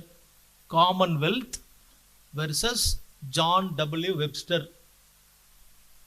JOHNWEBSTER. John W Webster. 1850 Massachusetts court. 1850 Massachusetts court. MASSACHEUSETTS Massachusetts court. இது என்னத்துக்கு? What is the concept of reasonable doubt? என்ன அப்படின்னா, ஓகே, என்ன ரீசனபிள் டவுட்னா என்னப்பா பிள்ளைங்களா? டவுட்னா என்ன? சந்தேகம். ஓகே, என்ன இப்போ எக்ஸாம்பிள் சொல்லலாம். என்ன சீனியர் வந்து கூப்பிட்டு வந்து ஏதோ ஒரு கிளாஸ் எடுப்பாருன்னு சொல்கிறாரு. நான் எதுனமோ கதைங்களை பேசிட்டு இருக்கிறேன் சட்டத்துக்கே வராமல். டீ பிரேக் அப்போ உங்களுக்கு என்ன டவுட் வரும்? என்னடா வேற ஆளுகள் ஏதாவது வந்துட்டானா, இந்த ஆள் வக்கீலா? சரி, இது டவுட்டு. பாருங்க, இது டவுட்டு. இப்படி ஒரு டவுட் வர்றதுக்கு உங்களுக்கு என்ன காரணம்? 1 மணி நேரம் நான் வந்து என்ன பண்ணிட்டேன்? என் சட்டம் தவிர 1 மணி நேரம் பூரா நான் வெட்டி கதையை பேசிட்டேன். இப்போ உங்களோட டவுட்டுக்கு என்ன இருக்குது? there is a reason. you understand my dear? உங்களோட சந்தேகத்துக்கு என்ன இருக்கணும்? so for a doubt of a judge there should be a reason. that reason should be reasonable. எப்படி? ஒரு சராசரி மனுஷனோட இருக்கணும், பைத்தியக்கார சந்தேகம் மாதிரி இருக்கக்கூடாது. புரிஞ்சுதா? What is reasonable doubt? What is reasonable doubt? ஒரு கல்யாணம் ஆகுது, நீங்கள் எல்லாருமே மேஜர் தானே இங்கே. ஒரு கல்யாணம் ஆகுது, ஆண் பெண் கல்யாணம் ஆகுது. புருஷன் டெய்லி என்ன பண்ணுறாரு? 2 வருஷம் அந்த பொண்ணு டெய்லி இவரை போட்டு கூப்பிடுது, இப்படி இப்படி நின்றுது. டெய்லி அந்த பக்கம் திரும்பி திரும்பி படுத்துக்கிறாரு. சந்தோஷமாக பேசியிருந்தா திரும்பி படுத்துக்கிறாரு, இல்லைன்னா வந்தவொன்னே சண்டை போட்டு திரும்பி படுத்துக்கிறாரு, இல்லை பெட்ரூமுக்கே வரமாட்டுறாரு. இந்த பொண்ணு என்ன சந்தேகப்படும்? ஒன்று இம்பார்ட்டன்ட் இல்லை. அடுத்து நம்மளை பிடிக்கல. பேசிக்க அப்பா ஃபஸ்ட்டு விஷயம், நீங்கள் டக் டக்குன்னு ஜம்ப் பண்ணுறீங்க. முதல் விஷயம், இவன் என்னடா நம்மளை பிடிக்காம கல்யாணம் பண்ணிட்டானான். சார் கடைசியான விஷயத்துக்கு போயிட்டார், இம்பார்ட்டன்ட்டுன்னு. சி இங்கே பாருங்க, ஒரு நீதிபதி கோர்ட்டில் இப்படி தான் ரீசனபிளாக. என்னன்னா ஒரு ஜட்ஜு யாருன்னா ஒரு பிளேன் மேன், என்ன உள்ள ஒன்றும் இல்லாத ஒரு காமன் மேன். அதனால தான் சொல்கிறாங்க ஜட்ஜ் நோஸ் நோ லா. அவருக்கு ஒன்றுமே தெரியாது. அவர் பேசாமல் ஒரு எந்த பக்கமும் சாய மாட்டார். ஒரு கிளீன் ஸ்லேட், எழுதப்படாத ஒன்று. அந்தாலும் என்ன நினைக்கிறார்? ஒரு கிராமத்தில் உண்மையாலும் ஒரு அப்பல் கற்ற ஒரு பெரிய மனுஷன், எம்எல் படிச்சிருக்க மாட்டார், கோர்ட் ஜட்ஜாக இருந்திருக்க மாட்டார். என்ன உட்காருவார்? பரத்துக்கிட்ட உட்காந்து என்ன பண்ணுறாரு? ஒன்றும் இல்லை, சராசரி. இப்போ ஒன்றும் இல்லை, ஒரு பொண்ணு வந்து அழுவுது, 2 வருஷமாக கல்யாணம் பண்ணிட்டாங்கயா, திரும்பி திரும்பி படுத்துருக்குறான், பெட்ரூமுக்கே வரமாட்டான். அப்போ என்ன கேட்பான்? ஏன் அந்த பொண்ணை பிடிக்கலையான்னு நியாயமாக முதல் கேள்வி கேட்பான். அடுத்து நீங்கள் 2 பேரும் இன்னும் கூட போய் சொல்லிட்டீங்க, ஒருத்தர் 4 அடிச்சிங்க, ஒருத்தர் 6 அடிச்சிட்டிங்க. அடுத்து என்ன? வேற யாராவது பெட்டராக பிடிக்குதான்னு யோசிச்சிங்க. இது ஒரு சராசரி மனுஷன் யோசிக்கிறது. அடுத்து என்ன? இவன் ஆண் ஒரு பெண்ணை கல்யாணம் பண்ணிட்டு கூடவே இல்லைன்னா இவன் ஆணா இல்லையா? See, all these are reasons to doubt that man's intimacy or relation with that woman. புரியுதா? அப்படி கிரிமினல் கேஸை பொறுத்த வரைக்கும் ஜட்ஜ் என்ன நினைக்கணும்னா, ஜட்ஜோட ஒரு டவுட்டும், இவன் பண்ண மாதிரி தெரியலையே, இவனா குற்றம் பண்ணியிருப்பான், ஏன் நான் சந்தேகப்படுறேன்னா இந்த காரணங்களுக்காக நான் சந்தேகப்படுறேன். இந்த காரணங்கள்லாம் நியாயமான காரணமாக இருக்கணும். இதுக்கு பேர் தான் reasonable doubt. That is a doubt which has a reason and that reason should be a reasonable reason. You understand my dear? This is called as reasonable doubt. நம்ம போய் உளறதெல்லாம் ரீசனபிள் டவுட் ஆகிடாது. நம்ம ஒருத்தனை வக்காலத்து போட்டால் என்ன பண்ணுவோம்? குற்றம் சாட்டப்பட்டவனுங்க, ஐயா அவர் தப்பே செய்யலை ஐயா. இப்போ சிவாஜி சார் சொன்னார் பாருங்க, ஐயா 4 நாளாவது அவன் ஜெயிலில் இருக்கிறான். இதெல்லாம் காரணமே கிடையாது. நம்ம பேசுகிற ஆர்குமெண்ட்ஸ்லாம் புக்கு போட்டோன்னு வச்சுக்கோங்க, நம்மளே சிரிச்சிக்கலாம். அவ்வளோ பிரமாதமாக பேசுவோம். நம்ம பேசுகிறதெல்லாம் என்ன பேசக்கூடாதோ படிக்கிறதே இல்லைல்ல. We will not take books in our hand. கட்டை படிக்க மாட்டோம், புக்கை படிக்க மாட்டோம். வந்த உடனே நம்மளே ஒரு அட்ஜஸ்ட் பண்ணி ஜட்ஜை பார்ப்போம், பார்த்து போடுங்க ஐயா. ஒரு சில ஜட்ஜஸுக்கு பேசினா பிடிக்காது இல்லை. நிறைய புக்ஸ் எல்லாம் நான் வந்து ஒரு 306 கேஸ் நடத்தினேன். என்ன 306? அட்டெம்ப்ட் டு மர்டரா? நான் ஒரு 306 கேஸ் நடத்தினேன். 17 வயசு பொம்பளை புள்ள, இவன் 21 வயசு ஆள். இவன் இந்த புள்ள ஸ்கூலில் லீவ் போட சொல்லி இட்டுட்டு போய் ஒரு 6-7 நாள் அந்த புள்ளகிட்ட செக்ஸ் எல்லாம் பண்ணி வீட்டில் எடுத்துகிட்டு வந்து விட்டான். ஓகே, புள்ள வீட்டில் சாத்துன்னு சாத்துறாங்க. ரைட். இப்போ நான் உங்களுக்கு சொல்ல போகிறது ரீசனபிள் டவுட். இந்த ஒரு விஷயத்துக்கு ஒரு கான்செப்ட் சொல்லிட்டா நீங்கள் அதுக்கு அப்ளை பண்ணிக்கலாம் எல்லாத்துக்கும். இவன் பேர் வந்து SHO Mudaliarpet police Ranjith Kumar. Okay, SHO Mudaliarpet police station Ranjith Kumar இவன் பேர். இவங்க பொண்ணு வீட்டிலேருந்து போய் பையன் வீட்டில் கேட்குறாங்க, ரஞ்சித் குமார் வீட்டில் கேட்குறாங்க, என்னங்க பையன் பொண்ணை இட்டுட்டு போனால் 1 வாரம் பொண்ணு கூட படுத்து எழுந்து வந்துட்டான், பொண்ணை கல்யாணம் பண்ணிக்க சொல்லுங்க. நம்பால் பார்த்தீங்கன்னா கார் கேட்குறாரு. எப்போ? 2001. 2001 கார்லாம் எதுவுமே இருக்குது, அது பெரிய வீட்டில் தான் இருக்கும். கார் கேட்குறான். எதுக்கு? போகாத ஒரு வழி. அவங்க அந்த பொண்ணோட அம்மா கொத்தனார் வேலை செய்கிறாங்க. வீடே மொத்தம் 10க்கு 10 தான். அதுக்குள்ளே சாமியாரா 2க்கு 2 ரூமு. சா பொண்ணு உடனே என்ன பண்ணிச்சு? அடி விழுந்த உடனே, என்னடா நம்மளை இட்டுட்டு போனான், கொஞ்சனா முத்தம் கொடுத்தான், ஏதோ காதல்லாம் பேசினா, கடைசியாக நம்மளை அவுத்து விட்டான்னு சொல்லி பொண்ணு என்ன பண்ணிச்சு? பொம்பளை பசங்களுக்கு தெரிஞ்ச ஒரே வேலை என்ன? அவன் அந்த முட்டாள் பையன் வெக்கப்படுற மாதிரி வாழ்ந்து காமிக்கணுமா? உடனே அவங்க அம்மாவோட துணி எடுத்துச்சு, சாமி ரூமுக்கு போயிடுச்சு, ஃபேனில் ஒரு கைத்தை மாட்டி தொங்கி பொண்ணு க்ளோஸ். இந்த கேஸை என்கிட்ட வருது, நான் உனக்கு நடத்துகிறேன். ஓகே, அம்மா வந்தாங்க, பொண்ணோட அம்மா வந்தவொடனே பாக்ஸில் வந்தவொடனே பொத்துன்னு பாக்ஸில் கீழே விட்டாங்க.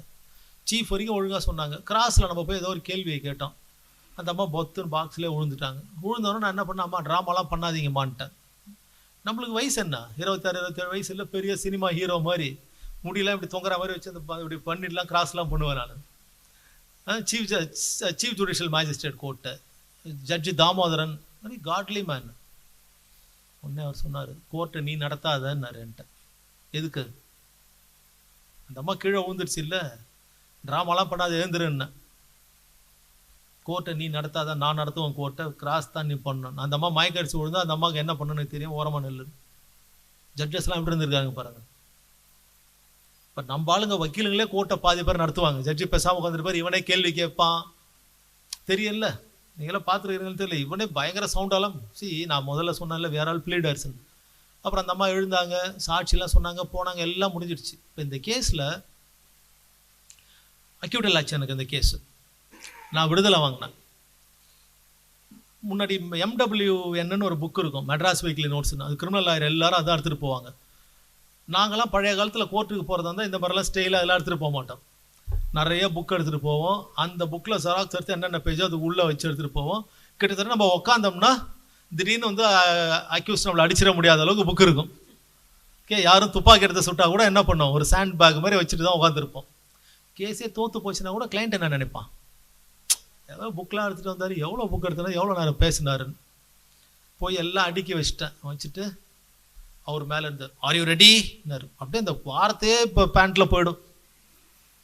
அந்த ஆளை பார்த்தாலே பயமாக இருக்கும். கோர்ட்டே ஃப்ரீயாக இருக்கும். எப்பயுமே ஸ்ட்ரிக்டாக இருக்கிற ஜட்ஜு, கன்விக்ஷன் டைப் ஜட்ஜஸோட கோர்ட்டு பார்த்தீங்கன்னா எப்படி இருக்கும், நம்ம போகவே மாட்டோம், நம்ம செதறி ஓடுறோம், யாருமே உள்ளே இருக்க மாட்டோம். நேற்று வந்து ஜஸ்டிஸ் வேல்முருகன் கோர்ட்டில் பெஞ்சு, மெட்ராஸ் ஹைகோர்ட்டில் என்ன 2-3 கேஸில் அவர் வந்து ரெகுலர் அட்வொகேட்ஸ் வரலன்னா, அப்பியர் ஆகலைன்னா என்ன அப்பாயின்ட் பண்ணார். போனேன், யாரும் இல்லை, ஒருத்தன் மட்டும் ஆர்கியூ பண்ணுறான். நான் ஜூனியர்கிட்ட சொன்னேன், நம்ம ஆள்லாம் செதறி ஓட்டானுங்க போல இருக்குன்னு. ஏன்? கன்விக்ஷன் கிடைக்கும். very, very divinely man. That lordship is a very divinely person. Highly honest.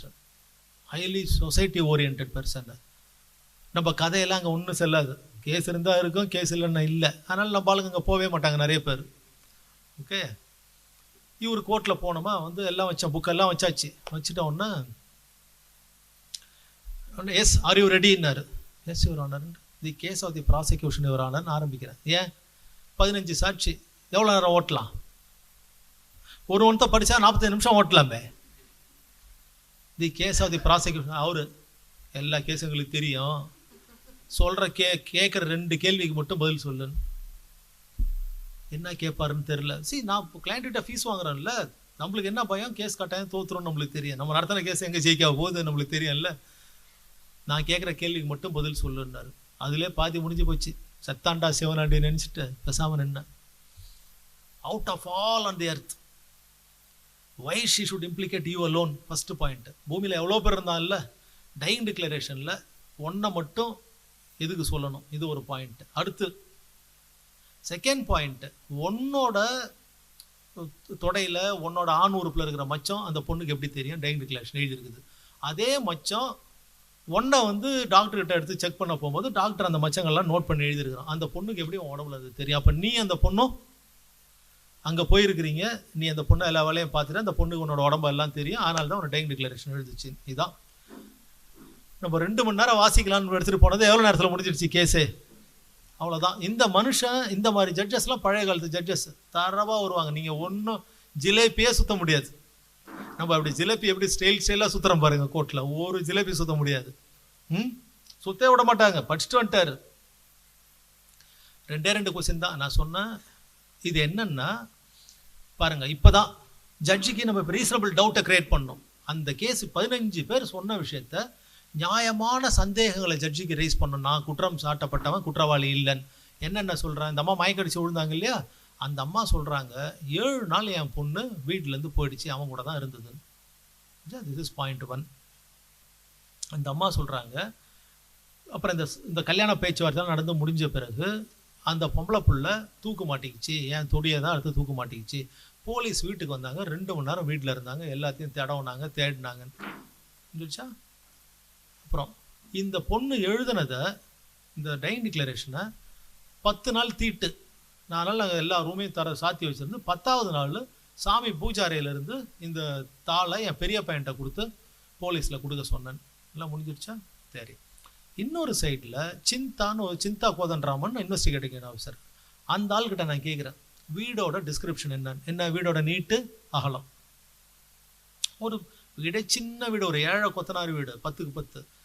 சாமியாரை எவ்வளோ, குட்டி சாமியார் 2க்கு 2. எவ்வளோ நிறையா நீங்கள் இருந்தீங்கன்னா ஜட்ஜை இம்ப்ரெஸ் பண்ணுறதுக்கு அவர் என்ன சொல்கிறாரு, நாங்கள் 2 மணி நேரம் அங்கே இருந்தோம், 8 போலீஸ் போயிருந்தோம். அப்போ அடுத்த கேள்வி கேட்குறேன், இந்த பொண்ணு சாமி ரூமில் நீங்கள் இருந்தீங்களா? அங்கே தானே இந்த பொண்ணு தூக்கவே மாட்டேங்குச்சு, இருந்தோம். எல்லாம் தடவி தேடினீங்கன்னா எல்லாம் தடவி தேடணும். இந்த தாளை நீங்கள் எடுத்தீங்களா? நாங்கள் யாரும் எடுக்கல. இந்த தாள் உங்களுக்கு எப்படி வந்துச்சு? பொண்ணோட அண்ணன் எடுத்து கொடுத்தான். எப்போ? 10 நாள் கழிச்சு கொடுத்தான். இது ஒரு பாயிண்ட்டு. ஓகே. அடுத்து பிரின்சிபல் வராங்க. பொண்ணு ஸ்கூலில் படித்தது 11th ஸ்டாண்டர்ட் படிக்குது. பிரின்சிபல்கிட்ட கேட்குறேன், என்ன குரூப்மா இந்த புள்ள படிக்கிறாங்க? இவங்க 2nd குரூப் படிக்கிறாங்க. 2nd குரூப்னா என்னம்மா? Science group. அதுக்கு ரெக்கார்ட்ஸ் இருக்கா? ரெக்கார்டு இருக்கும் இல்லை, ரெக்கார்டு எழுதுவாங்க, இருக்கா? இருக்குது. அந்த ரெக்கார்டெலாம் போலீஸ் வந்து பார்த்தாரு. என்னென்ன ரெக்கார்ட் பார்த்தாருமா? பயாலஜி பார்த்தாரு, கெமிஸ்ட்ரி பார்த்தாரு, ஃபிசிக்ஸ் பார்த்தாரு. அப்புறம் அட்டண்டன்ஸ் கேட்டார். அட்டண்டன்ஸை எடுத்துகிட்டு வந்துட்டார். இந்த புக்கில் நீங்கள் காட்டினீங்களா? காட்டணும். அதை எடுத்துகிட்டு போனாரா? எடுத்துகிட்டு போகல. என்ன தேதியில் வந்தாருன்னா, இந்த பையன் போய் டையிங் டிக்ளரேஷன் கொடுத்து அதுக்கு பிறகு வரார். நோட் பண்ணி வச்சிட்டோம். ஐஓ கிட்ட கேட்குறோம், இந்த டையிங் டிக்ளரேஷனில் இந்த மச்சங்கள்லாம் சொல்லியிருந்தாங்கல்ல, இந்த டையிங் டிக்ளரேஷன் பேப்பரை ஜிஇக்யூடிக்கு அனுப்புனீங்களா? Government examiner for question document, அப்படின்னா கையெழுத்து பார்க்குறது. இப்போ இந்த பொம்பளை புள்ள மாடு மேய்கிற புள்ளன்னு வச்சுங்க, எழுத படிக்கவே தெரியாத புள்ள, தத்தி அந்த ஒரு டையிங் டிக்ளரேஷன் மட்டும் எழுதிச்சு. கூட கம்பேர் பண்ணுறதுக்கு ஒன்றுமே இல்லைன்னா நம்ம ஒன்றும் பண்ண முடியாது. There is a material available in the school which she has submitted to the school authorities. Investigating officer has went to the school. எங்கே போகிறாரு? ஸ்கூலுக்கு போகிறாரு. அந்த ரெக்கார்டை பார்க்குறாரு. இவர் கையில் ஒரு டையிங் டிக்ளரேஷன் இருக்குது. உண்மையால் அந்த வழக்கை நேர்மையாக விசாரிக்கிறவன தான் என்ன பண்ணியிருப்பான், அந்த ஒரு ரெக்கார்டை எடுத்துகிட்டு வந்து இந்த டையிங் டிக்ளரேஷனே அந்த ரெக்கார்டை எங்கே அனுப்பியிருப்பான்? GEQD அனுப்புவோம் ஹைதராபாத்துக்கு, government examiner for questioned documents. Right. அடுத்து இது ஒரு பாயிண்ட் முடிச்சிட்டோம். என்ன ஒரு சந்தேகத்தை ரெடி பண்ணிட்டோம்னா, அந்த தேதி நாள் அன்னைக்கு சம்பவம் நடந்த அன்னைக்கு உண்மையாலுமே இது எழுதப்படலை. அப்புறம் சாமி ரூம்ல 2 மணி நேரம் 8 போலீஸ்காரன் தேடி எடுக்க முடியாத விஷயத்த அம்மாவும் பையனும் சேர்ந்து எடுத்து 10வது நாள் கொடுத்துட முடியாது.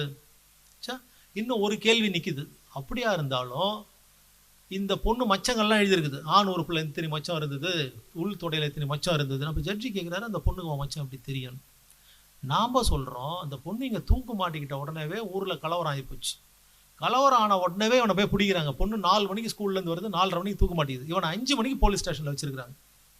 ஏன்னா இந்த அம்மா போகுது இல்லை கம்ப்ளைண்ட் கொடுக்கறது. இந்த அம்மாட்ட கேட்குறோம், இவனை எப்பமா நீ முதல் ஸ்டேஷன்ல பார்த்தேன்? நான் கம்ப்ளைண்ட் கொடுக்கும் போதே இவங்க உட்காந்துருக்கிறான்.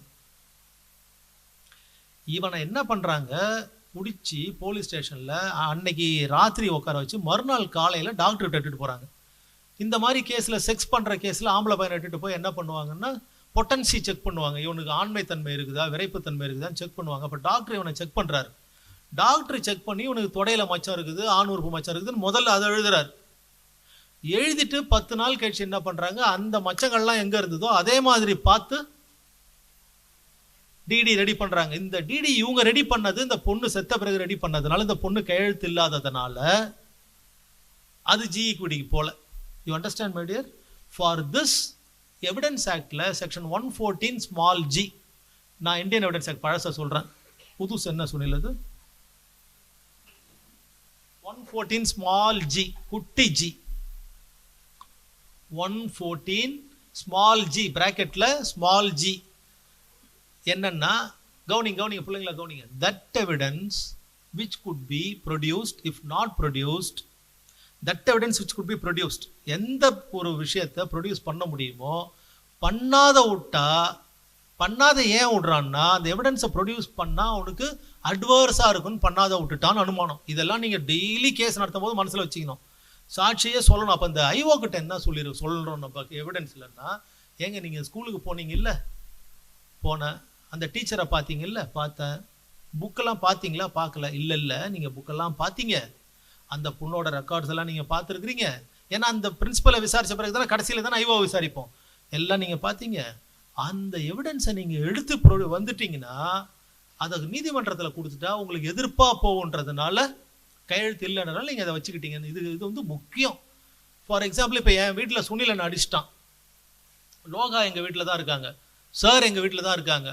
போலீஸ் என்ன பண்றாங்க, ஒரு வழக்கை போட்டு இவங்க 2 பேரையும் விசாரிக்க மாட்டாங்க. These are material witnesses. அப்போ போலீஸ் கிட்ட நம்ம என்ன சொல்லுவோம், அப்படி ஒரு சம்பவமே நடக்கல, நடந்திருந்ததுன்னா கீழ் வீட்டுக்காரனை போட்டிருப்ப, மேல் வீட்டுக்காரனை போட்டிருப்ப. இது எல்லாமே 114G ஆர்கியூ பண்ணும்போது ஜட்ஜி கிட்ட படிக்கணும். those witnesses are evidence which are all material and it is within the reach of the party. கட்டாயம் ப்ரொடியூஸ் பண்ண முடியும் அவனால், அவன் கைக்குள்ள தான் இருந்தது. ஏன் ப்ரொடியூஸ் பண்ணலன்னா, ப்ரொடியூஸ் பண்ணாத அட்வர்ஸ் ஆயிடும் பயந்துட்டு பண்ணல. இப்போ உங்களுக்கு புரிஞ்சிடுச்சா? அவ்வளோ பெரிய கேஸ் சின்னதா உடைக்கிறோம். அது என்ன உடைச்சோம் உங்களுக்கு சீக்வன்ஸ் பாருங்க. அப்ப இந்த கேஸ் கட்டு வந்த பிறகு நம்ம உட்காந்து யோசிக்கணும். தனியா ரூம் போட்டு யோசிக்கிறோம்னு சொல்றோம் பாருங்க.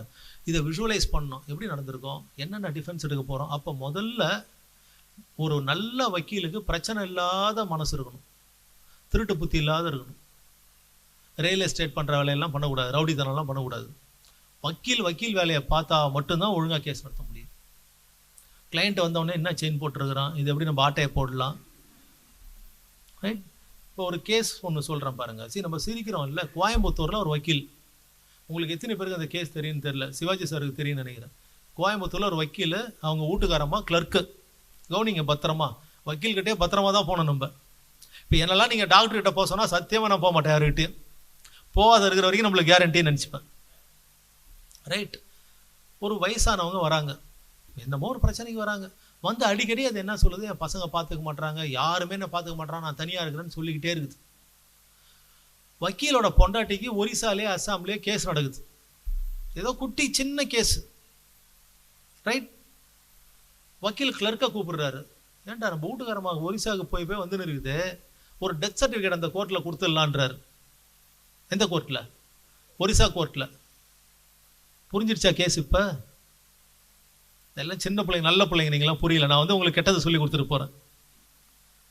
வக்கீலோட வீட்டுக்காரமாக ஒரிசாலே அஸ்ஸாம்லேயே நார்த்தில் ஒரு கேஸ் இருக்குது. இந்த அம்மா மாதம் மாதம் அங்கே போய் லோல் போடுது. ஒரு வயசான ஆயா ஏதோ ஒரு பிரச்சனைக்கு வந்துக்கிட்டே இருக்குது வக்கீல் ஆஃபீஸுக்கு. வந்துட்டு என்ன சொல்லுது, என்னை யாரும் பார்த்துக்கிறது இல்லை, நானே தனியாக இருக்கிறேன், எல்லாரும் என்ன விட்டு போயிட்டாங்கன்னா வக்கீல் என்ன முடிவு கொண்டுட்டார், இதை போட்டு தள்ளனா சார் எவ்வளோ அருமையாக சார் தான் பிளான் ஐடியா கொடுத்துருப்பாருன்னு நினைக்கிறேன். இப்போ அந்த கேள்வியை வக்கீல் ஊட்டம்மா குமாஸ்தா சேர்ந்து போலீஸ் கேஸ் அவங்க பண்ணாங்களா பண்ணலையான்னு கடவுளுக்கு தான் விழிச்சோம். 3 பேர் சேர்ந்து இந்த பாட்டியை போட்டு தள்ளிட்டு பாட்டியோட பேரை வக்கீலோட பொண்டாட்டி பேரை கொடுத்து பதிஞ்சு போலீஸில் சர்டிஃபிகேட்டை வாங்கி டெத் சர்டிஃபிகேட் வாங்கி எடுத்துகிட்டு போய் அங்கே கொடுத்து கேஸை க்ளோஸ் பண்ணிட்டாங்க. எப்படி ரூம் போட்டு யோசிச்சுக்கிறார் பாருங்க. பாட்டி செஞ்ச ஒரே தப்புன்னா கெட்ட வக்கீல் ஆஃபீஸுக்கு போனது தான், வக்கீல் ஆஃபீஸுக்கு போனது இல்லை. ஓகே, நம்மளை எவ்வளோ கடவுள் மாதிரி நம்பி வராங்க யோசிங்க. Are we not like gods? அவங்களோட பிரச்சனையை நம்ம ரிலீஃப் கொடுக்கணும்ல. அவங்க உயிர் எடுக்கிற விஷயம் வந்து நம்மளுக்கு செய்யலாமா? ஒரே ஒரு திருக்குறளை மட்டும் உங்களுக்கு கடவுள் பக்தி இருக்குதோ இல்லையா, ஒரு திருக்குறளை டெய்லி எழுந்தவொன்னே சொல்லுங்கள், ராத்திரி படுக்க போகும்போது சொல்லுங்கள், பிறர்க்குன்னா முற்பகல் செய்யின். நல்லது செஞ்சாலும் வரும், கெட்டது செஞ்சாலும் வரும், அது எப்படியும் வந்தே தீரும். அது law of causation, law of karma, என்ன கர்மமோ வந்துடும். அதனால் இருக்கிற வரைக்கும் ஒரு தப்பும் செய்யாமல் நல்லா நெஞ்சை நிமித்தி, இப்போ பாரதியார் சொன்ன மாதிரி எப்படி நடக்கணும், நிமிர்ந்த நடையும். திருட்டு பசங்களும் அப்படி நடக்கிறாங்க. ஆனால் அப்படி திருட நடித்து நடக்கிறதுக்கும் நம்ம நல்லா நேர்மையாக நடக்கிறதுக்கும் நிறைய வித்தியாசம் இருக்கும். ஓகே, ஸோ டெய்லி என்ன நினைக்கணும்னா, நம்ம நல்லவனாக வாழ்ந்தால் நம்ம அப்பா அம்மாவை யாரோ வாழ்த்திக்கிட்டே இருப்பாங்க. நம்ம தப்பு பண்ணோம்னா நம்ம அம்மா பேரை சொல்லி திட்டி நம்மளை திட்டுவாங்க. நம்ம அப்பா அம்மாவுக்கு இழுக்கு எடுத்துகிட்டு வரணுமா, நம்ம அப்பா அம்மாவுக்கு நல்லது எடுத்துகிட்டு வரணுமா, நம்ம தான் முடிவு பண்ணணும். Okay, yes. இப்போ நம்ம என்ன செய்கிறோம், அடுத்த கான்செப்டுக்கு வருவோம். என்னென்ன சொல்லிட்டோம், பெனிஃபிட் ஆஃப் டவுட்டை பற்றி பேசிட்டோம், ப்ரிபாண்டரன்ஸ் ஆஃப் ப்ராபபிலிட்டி பற்றி சொல்லிட்டோம், ரீசனபிள் டவுட்னா என்னன்னு சொல்லிட்டோம். இப்போ ஜட்ஜோட மனசில் இப்போ உங்களுக்கு வந்த எல்லா டவுட்டும் வந்துருச்சு. இப்போ உங்களுக்கே ஒரு டவுட் வந்துச்சு பாருங்க. அதை விட்டு நம்ம ஜட்ஜிக்கிட்ட போய், சார் இறக்குற அன்றைக்கி இந்த பொண்ணு ப்ளூ பென்ல எழுதியிருக்குதுங்க, வழக்கமாக அது பிளாக்ல எழுதுங்க, புரியுதா? நம்ம சொல்கிற கதைங்கள்லாம் எந்த ரீசனபிள் டவுட்டே கிடையாது. ரீசனபிள் டவுட்டை நம்ம என்ன செய்வோம், சும்மா வெட்டியாக பேசிகிட்டு இருப்போம். ஓகே, சரி. இப்போ அடுத்த கான்செப்ட் ரிவர்ஸ் பர்டன் ஆஃப் ப்ரூஃப்னு ஒன்று சொன்னேன். ரிவர்ஸ் பர்டன் ஆஃப் ப்ரூஃபுக்கு judgment Woolmington versus DPP. Woolmington WOOL MINGTON versus DPP 23/5/1935. House of Lords. உல்மிங்டன் வர்சஸ் DPP, Directorate of Public Prosecutor, 23/5/1935.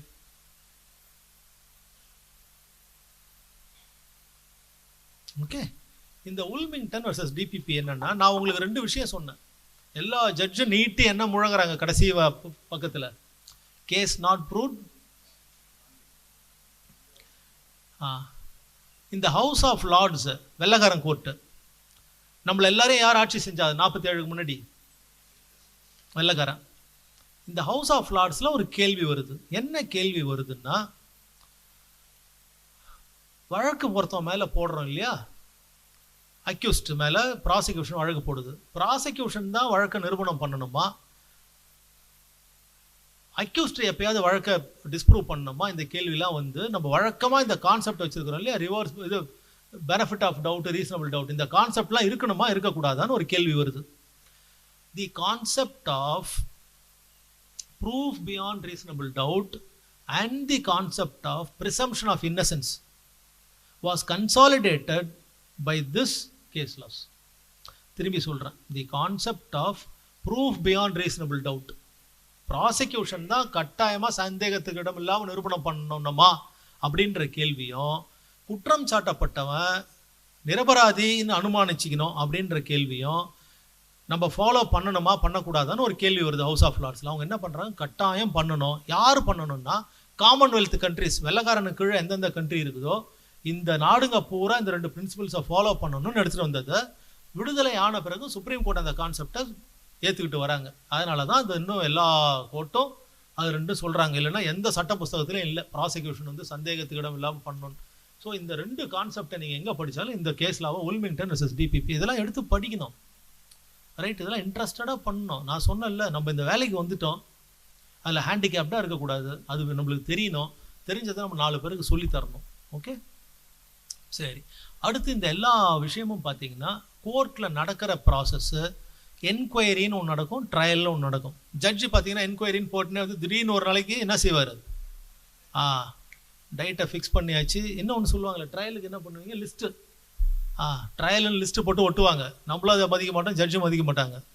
நம்ம அன்னைக்கு தான் வந்து ஒரு மனு கொடுப்போம், வந்துனே இருந்தாருங்க, திடீர்னு கீழே வந்துட்டாருங்க, வக்கீலுக்கு உடம்பு சரியில்லைங்கன்னா ரிமூவ் ஃப்ரம் லிஸ்ட், அப்புறம் லிஸ்ட்லேயே வராது, அப்புறம் நம்ம ஜாலியாக இருக்கலாம். ஓகே, நான் உங்கள் எல்லாருக்கும் ஒரு ட்ரிக்கு சொல்கிறேன். எந்த வக்கீல் கேஸை கடகடன்னு முடிச்சு தரீங்களோ உங்களுக்கு தான் நிறைய கேஸ் வரும். ஒரு கிளைண்ட்டுக்கு சரியோ தப்போ அவனுக்கு ஒரு தீர்ப்பு கிடைச்சிடுச்சுன்னா அவன் 2 கேஸை ரெஃபர் பண்ணுவான். நம்ம அதை நடத்தவே கூடாதுன்னு முடிவு பண்ணி கேஸை வச்சுக்கிட்டு இருந்தோம்னா ஒருத்தனும் நம்மளுக்கு வந்து கேஸே தரமாட்டான். நம்ம என்ன பயந்துடக்கூடாது, இருக்கிறதே 4 கட்டு, அவன் தான் நம்மளுக்கு மாதம் மாதம் காசு கொடுத்துட்டு இருக்கிறான். நான் மனசுலன்னு சொல்கிறேன், ரைட்? இது யாரையும் ஹர்ட் பண்ணுறதுக்கெல்லாம் சொல்லலை. என்ன நினைப்பான், என்னடா கொஞ்சோண்டு தான் கட்டு இருக்குது, இதுவும் தீந்துருமா கடகடன்னு முடிச்சான். அது கட்டு தீந்தாதான் நிறைய கட்டு வரும். அவன் போய் 4 பேர்கிட்ட சொல்லுவானே, வக்கீல்கிட்ட போனாங்க, நல்லதாக கட்டு தான் முடிச்சு கொடுத்தாருங்க கடகடன்னு, அடுத்த கோர்ட்டு நம்மளுக்கு 2வது ஃபீஸும் வரும், தோத்தாலும் ஜெயிச்சாலும். என்ன சொல்லலாம், வழக்கமாக என்ன சொல்லுவோம், கேஸ் தோத்துட்டா, எனக்கு நடத்த தெரியலைங்க, நான் தோத்துட்டாங்கன்னு என்னைக்கே நம்ம சொல்லியிருக்கிறோமா? என்ன சொல்லுவோம், அந்தாலும் பாருங்க உருன்னு உட்காந்துருந்தான், என்ன பிடிக்கல போல இருக்குது. இன்னும் ஒரு சில ஆளுங்க பார்த்தீங்கன்னா பழைய காலத்து ஸ்டைலு சீனியருக்கு தெரியும், தோத்துட்ட பிறகு கிளைண்ட்டை கூப்பிட்டு ஜட்ஜுக்கு இங்கே புரியலன்றாரு, மேல்கோட்டுக்கு அனுப்புறாரு கட்டன். சத்தியமா அப்பீல் போறதுக்கு ரைட்டு கொடுத்துக்கிறாரு. உண்மையாலுமே சின்ன கோர்ட்டு, பழைய காலத்தில் பார்த்தீங்கன்னா முன்சிப் கோர்ட்லாம் சின்னதாக இருக்கும், டிஸ்ட்ரிக்ட் கோர்ட்லாம் பெருசாக இருக்கும். இன்னசென்ட் கிளைண்ட்ஸ் தான் அவங்கள கூப்பிட்டு, அவர் ஒன்றும் சின்ன ஜட்ஜு, வெள்ளங்கள் அவருக்கு நம்ம 2 பேர் சொன்னதும் பெரிய கோர்ட்டுக்கு மாற்றிட்டாரு, ஃபீஸ் பெருசாக எடுத்துட்டுவான். அவன் வந்த உடனே பார்த்தா கோர்ட்டே பெருசாக இருக்கும், சூன்னுவாங்க, அந்த பாம்பு வந்தால் ஓட்டுற மாதிரி. இது எல்லாமே நம்ம இன்னும் சிவிலைஸ்ட் ஆகிட்ட, இன்னும் காலோனியல் மாதிரி. ஜட்ஜ் வந்தால் என்ன பண்ணணும், சைலன்ஸுன்னு, எல்லாம் அமைதியாக தான் இருப்பான். வெட்டியாக சைலன்ஸுன்றது, வெட்டியாக உஸ்ன்றது, பாம்பு போனால் சத்தம் போடுற மாதிரி. நான் டெய்லி ஹைகோர்ட்டில் நினைப்பேன், என்னடா இதெல்லாம் எல்லாம் அமைதியாக இருக்கிறவங்களே போய் இன்னொரு தடவை உஸ்ன்னா என்ன நினைப்பான். மனசுக்குள்ளே நம்ம எல்லாருமே என்ன திட்டுவோம், டே நாங்கள்லாம் அமைதியாக தாண்டா இருக்கிறோம், நீ வந்து உட்காருன்னு நினைக்க மாட்டோம். நீங்கள்லாம் ஜட்ஜ் ஆனீங்கன்னா அதெல்லாம் நிறுத்திடுங்க. ஓகே, சரி. சுனில் என்ன நினைப்பாரு, இவர் நம்மள சொல்கிறாரா, இப்போ இவங்களெல்லாம் சொல்கிறாங்களா நினச்சிருப்பார். சரி, இந்த கான்செப்ட்ஸ் புரிஞ்சுக்கிட்டோமா? சரி, அடுத்த ஒரு விஷயம் உங்களுக்கு என்னன்னா, எந்த பண்டில் நம்ம கையில் வந்தாலும், ஓகே, எந்த பண்டில் நம்மளுக்கு கைக்கு வந்தாலும், இப்போ சிவாஜி சலையா சார் சொன்னார், என்ஐ ஆக்டு, டிவி ஆக்டுன்னு வந்தால் முதல்ல இந்த ஆக்டோட புக் எடுக்கணும். அந்த புக்கு ஹைதர் அலி காலத்து புக்காக இருக்கக்கூடாது. இந்த புக்கே 100 ரூபாய் தான் இருக்கும், 150 ரூபாய்க்கு நூடுல்ஸ் வாங்கி சாப்பிடுவோம். ஆனால் புக்கை போய் எத்தனை பேர் பேர் ஆக்ட் எடுத்துன்னு வந்தீங்க நீங்கள் சொல்லுங்கள்? 3 பேர். நம்மளுக்கு எது தெரியுமா பலமே, எது பலம்? புக்கு. அது அப்டேட் பண்ணிக்கிட்டே இருக்கணும், அதுக்கெல்லாம் காசு கொடுத்து வாங்கிறதுக்கெல்லாம் அதுதான் நம்மளுக்கு மூலதனமே, ரைட்? நான் பார்ப்பேன் பழைய காலத்து புக்காக இருக்கும், அதில் அமெண்ட்மெண்ட்டே இருக்காது. அதனால் எந்த கேஸ் நம்ம கைக்கு வருதோ அந்த கேஸோட லேட்டஸ்ட்டு லாஸு, அப்புறம் அந்த வழக்கை நடத்துறதுக்கு முன்னாடி, ஃபார் எக்ஸாம்பிள் நம்மள்ட்ட ஒரு டொமஸ்டிக் வயலன்ஸ் ஆக்ட் வருது, அது நடத்துறதுக்கு முன்னாடி அந்த அம்மா என்ன ரிலீஃபுக்கு வராங்களோ அந்த ரிலீஃபை ஹைகோர்ட், சுப்ரீம் கோர்ட் எப்படி டீல் பண்ணிருக்கிறாங்கன்னு ஒரு 25 ஜட்மெண்ட் எடுத்து படிச்சு பார்க்கணும்.